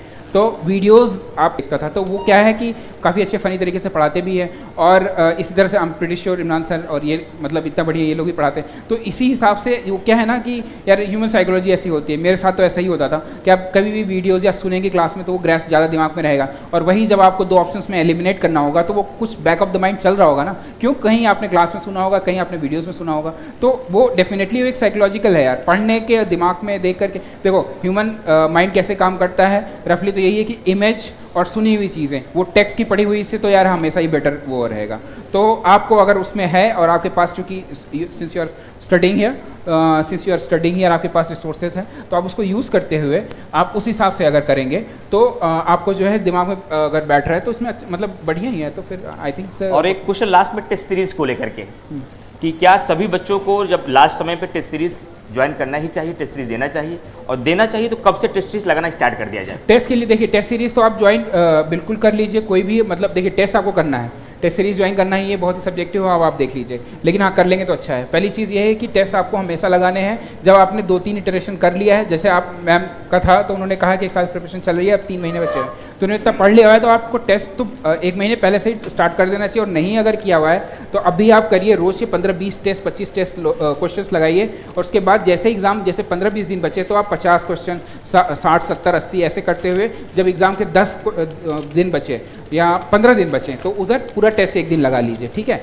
ऐसे करके नंबर ऑफ क्वेश्चंस आप देखिए कि 150 मल्टीप्लाइड बाई 15, ठीक है, 15 225 और 0, ठीक है, तो मेरे ख्याल से 22,500 क्वेश्चन अराउंड कुछ ऐसा हो गया, ठीक है। तो इतने क्वेश्चंस आप लगा करके आपको जाना है, तो आप पीसेस में लगाइए या जैसे भी लगाइए, तो आपको टेस्ट जरूर करना है, और वहीं से आपको आर्ट ऑफ एलिमिनेशन भी आएगा।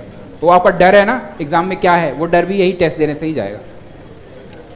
एक क्वेश्चन बड़ा हास्यास्पद सा है तुझे, और बड़ा जेन्युइन भी लगता है कई बार हमारे समाज में, लेकिन बातचीत करने से कई बार हम लोग बचते हैं ऐसे मुद्दों पर। इस पर एक पर्सनली सवाल आपसे भी पूछा गया है, और ज़्यादातर युवाओं का भी सवाल ये रहता है, कई बार इस उलझन में कई बार अटेम्प्ट गड़बड़ाते हैं इनके। क्वेश्चन है कि पहला सवाल आइडिया लग रहा है, क्या आइडिया तो आपको लग गया होगा किस धारा में हम लोग जा रहे हैं, और देखिए चेहरे पे मुस्कान भी इनकी बता रही है कि सर आपकी क्या प्रेमिका थी?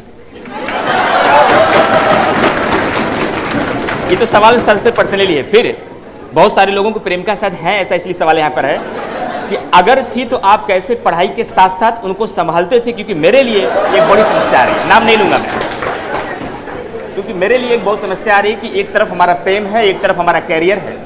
एक केस स्टडी भी हम लोग के बीच आ गया है चलिए, और ठीक है। इस समय अपने इमोशन को अपने कैरियर के बीच सामंजस्य कैसे साधा जाए? पहली बार अब बी क्वाइट, अब आराम से सुनिए चीज़ों को।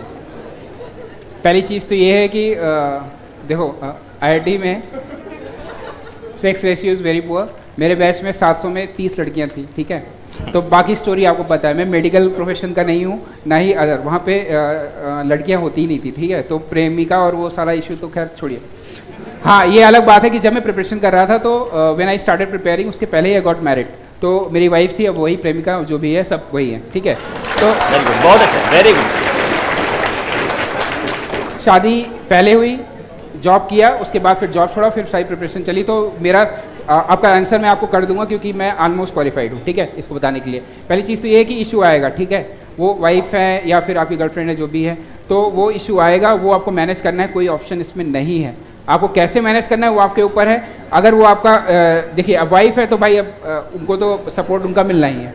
और जो गर्लफ्रेंड है वो कितनी आप पे कमिटेड है उस पर डिपेंड करेगा कि वो आपको आपके ड्रीम्स को समझ रही है या नहीं समझ रही है। अब कोई ये है कि उसको ड्रीम्स को समझ ही नहीं रही है, तो फिर then you have to take a call कि वो गर्लफ्रेंड इंपॉर्टेंट है या कैरियर इंपॉर्टेंट है। लेकिन ये है कि वो कंप्रोमाइज़ आपको करना पड़ेगा, और वो टाइम आपको इस टाइम पे मेजॉरिटी ऑफ द टाइम आपको स्टडी में देना चाहिए। लड़की रुकती है तो ठीक है, नहीं रुकती है तो कोई बात नहीं, क्या करेंगे, ठीक है। बिल्कुल जेन्युइन आंसर दिया सर, मैं बहुत सेटिस्फाइड हूँ इस आंसर से कि जाहिर सी बात है, जो एक बात सर ने बोली, अगर आपकी वाकई वह फ्रेंड है तो आपसे ज़्यादा आपके कैरियर को प्रायोरिटी देगी, और अगर है नहीं, वो अपनी ही जिद पर है, तो इसका मतलब है कि वाकई है ही नहीं।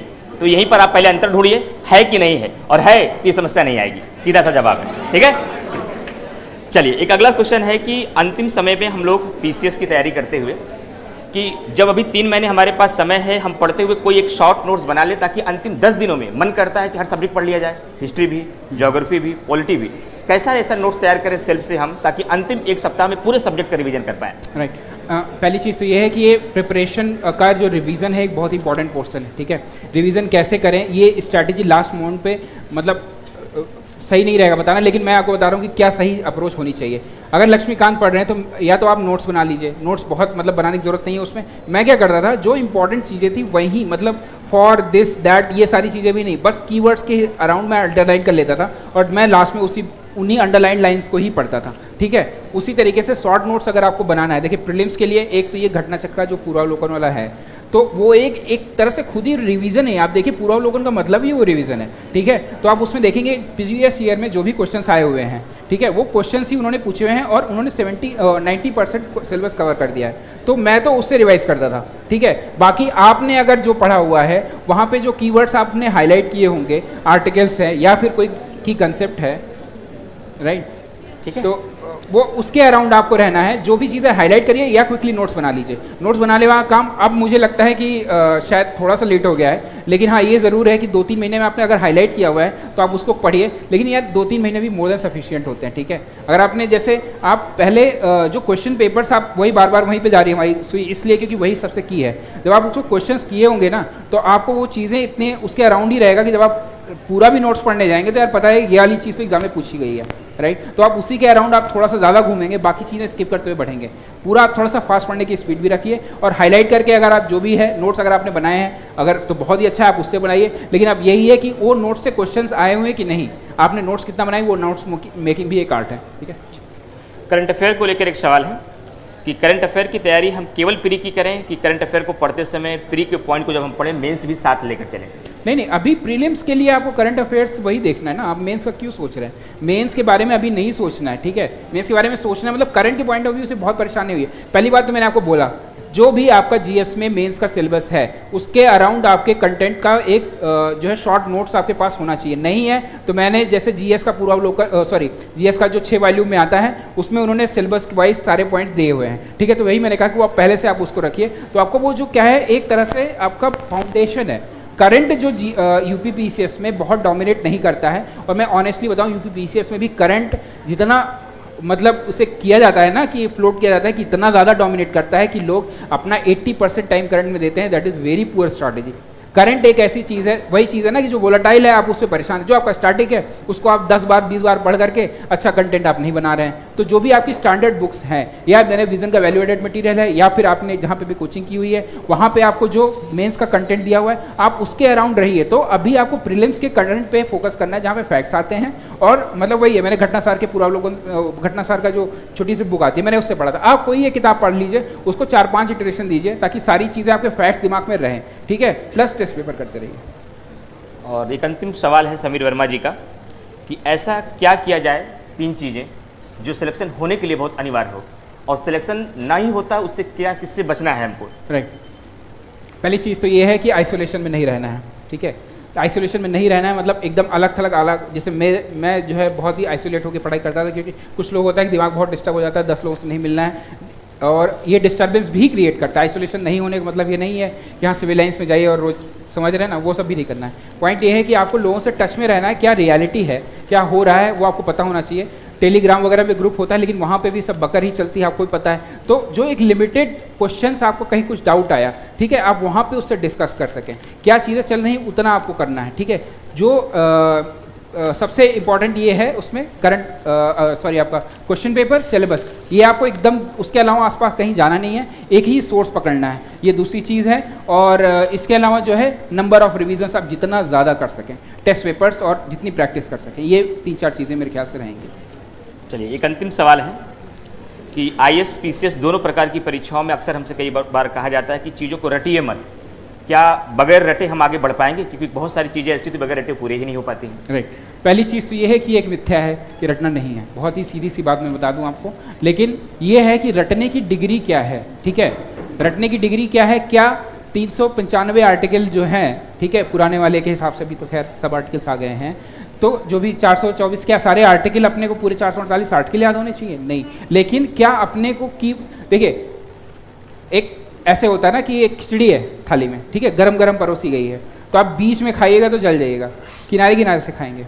उसी तरीके से आर्टिकल्स आपको मोटे मोटे पहले पकड़िए, कौन से 21 हुआ, फंडामेंटल राइट्स फिर आइए, फिर DPSV में आर्टिकल आपका अगर हो गया तो जो जैसे ये है आपका एक मैनेजमेंट ऑफ इंडस्ट्रियल वर्कर, ये बहुत बार UPSC पूछा है, तो इस तरह के आर्टिकल के अराउंड जो बहुत ज़्यादा पूछे गए हैं, ठीक है। आर्टिकल आपका ऑल इंडिया सर्विसेज से, UPSC से रिलेटेड आर्टिकल 315 से लेकर 323 तक, 323A ट्रिब्यूनल एंड ऑल, तो ये जो चीज़ें हैं जो ऐसे करके आपको मतलब उसमें याद करना है, धीरे धीरे याद करना है, ठीक है। बहुत ज़्यादा उसको फिर ये जा करके कि बीच में ही अगर सारी चीज़ें लेकर के आप चलेंगे, थोड़ा थोड़ा करिए और उसके बाद अपना दायरा बढ़ाइए जितना आपका समय और ऊर्जा हो, बस मैं मोस्टली तो उसके अराउंड फिर प्रेजेंटेशन लगभग सारे क्वेश्चन आपके कवर हो गए, और बहुत शुक्रिया कि अतुल जी संस्थान में आए, आपके बीच आए, और आदरणीय नीरज सर ने ये मेन प्रयास किया कि लास्ट समय में आपको बस ये पता चल पाए क्या करना है।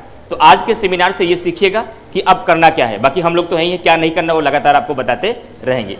साथ ही साथ आगामी कुछ प्रोग्रामों की अगर बात किया जाए तो जो बच्चे टेस्ट सीरीज ज्वाइन करना चाहते हैं तो टेस्ट सीरीज GS वर्ल्ड में भी है, GS वर्ल्ड में भी टेस्ट सीरीज प्रासंगिक है, हर बार परीक्षा में आपके ज़्यादातर क्वेश्चन GS वर्ल्ड के टेस्ट सीरीज से रहते हैं। साथ ही साथ अभी 2023 के लिए कोई प्रोग्राम नहीं है, 24 के लिए जो एग्जाम आपका 24 में होने वाला है, जो भी आपके आसपास के साथी हैं, 24 के लिए आपका एक फाउंडेशन बैच स्टार्ट हो रहा है 15 फरवरी से। और बात इंग्लिश मीडियम की जाए, इंग्लिश मीडियम के लेकर क्रैश कोर्स आपका स्टार्ट होगा कब से? 13 फरवरी से। ये 2 कोर्स GS वर्ल्ड में अभी हाल फिलहाल में लॉन्च होंगे। तो एक बार तहे दिल से बहुत शुक्रिया। बस एक संदेश देकर यहाँ से भेजूंगा आप लोगों को, जो मैं बार बार कहता हूँ, घबराइए नहीं, डिप्रेशन में नहीं आइए। आप यहाँ आज इनको खड़े देखकर हर के मन में सवाल है, काश कब वो दिन आएगा जब हम खड़े होंगे, कब ऐसे हम यहाँ आगे आकर मंच पे सबके सामने बोलेंगे। बस इतना सोचिए कि जो बार बार मैं करंट अफेयर की क्लास में बोलता हूँ, जिससे मैं बहुत मोटिवेट होता हूँ कि रख हौसला, बोलिए मेरे साथ, रख हौसला, वो मंजर भी आएगा और प्यासे के पास चलकर एक दिन समंदर भी आएगा। बस क्या करना है, थक कर नहीं बैठना है मंजिल के मुसाफिरों, और जब जब थकना, गिरना, लेकिन फिर उठना, आगे बढ़ना, एक दिन मंजिल भी मिलेगी और मिलने का मजा भी आएगा, और अतुल जी की तरह आप भी यहाँ खड़े होंगे। ठीक है, ये मेरा वादा है आपसे, लेकिन मेहनत करिए और खूब काम करिए। ठीक है, बहुत शुक्रिया। और आप लोग जा सकते हैं, और जो भी प्रोग्राम होगा, वितरण समारोह का, वो आपको वहाँ गेट पर मिलेगा। और बहुत शुक्रिया अतुल जी आपका कि आप नीरज सर के कहने पर आप संस्थान में आए, लगातार आप भी कहते रहते हैं। Thank you, all the best. हाँ, कर दिया बेस्ट कर दिया। ठीक है, और बाकी उम्मीद करेंगे अब लोग मिलेंगे हम लोग आगे की क्लासेस में। थैंक यू वेरी मच, बहुत शुक्रिया नीरज सर का, जिन्होंने इस प्रोग्राम का आयोजन कराया और पूरे GS वर्ल्ड परिवार का। Thank you very much.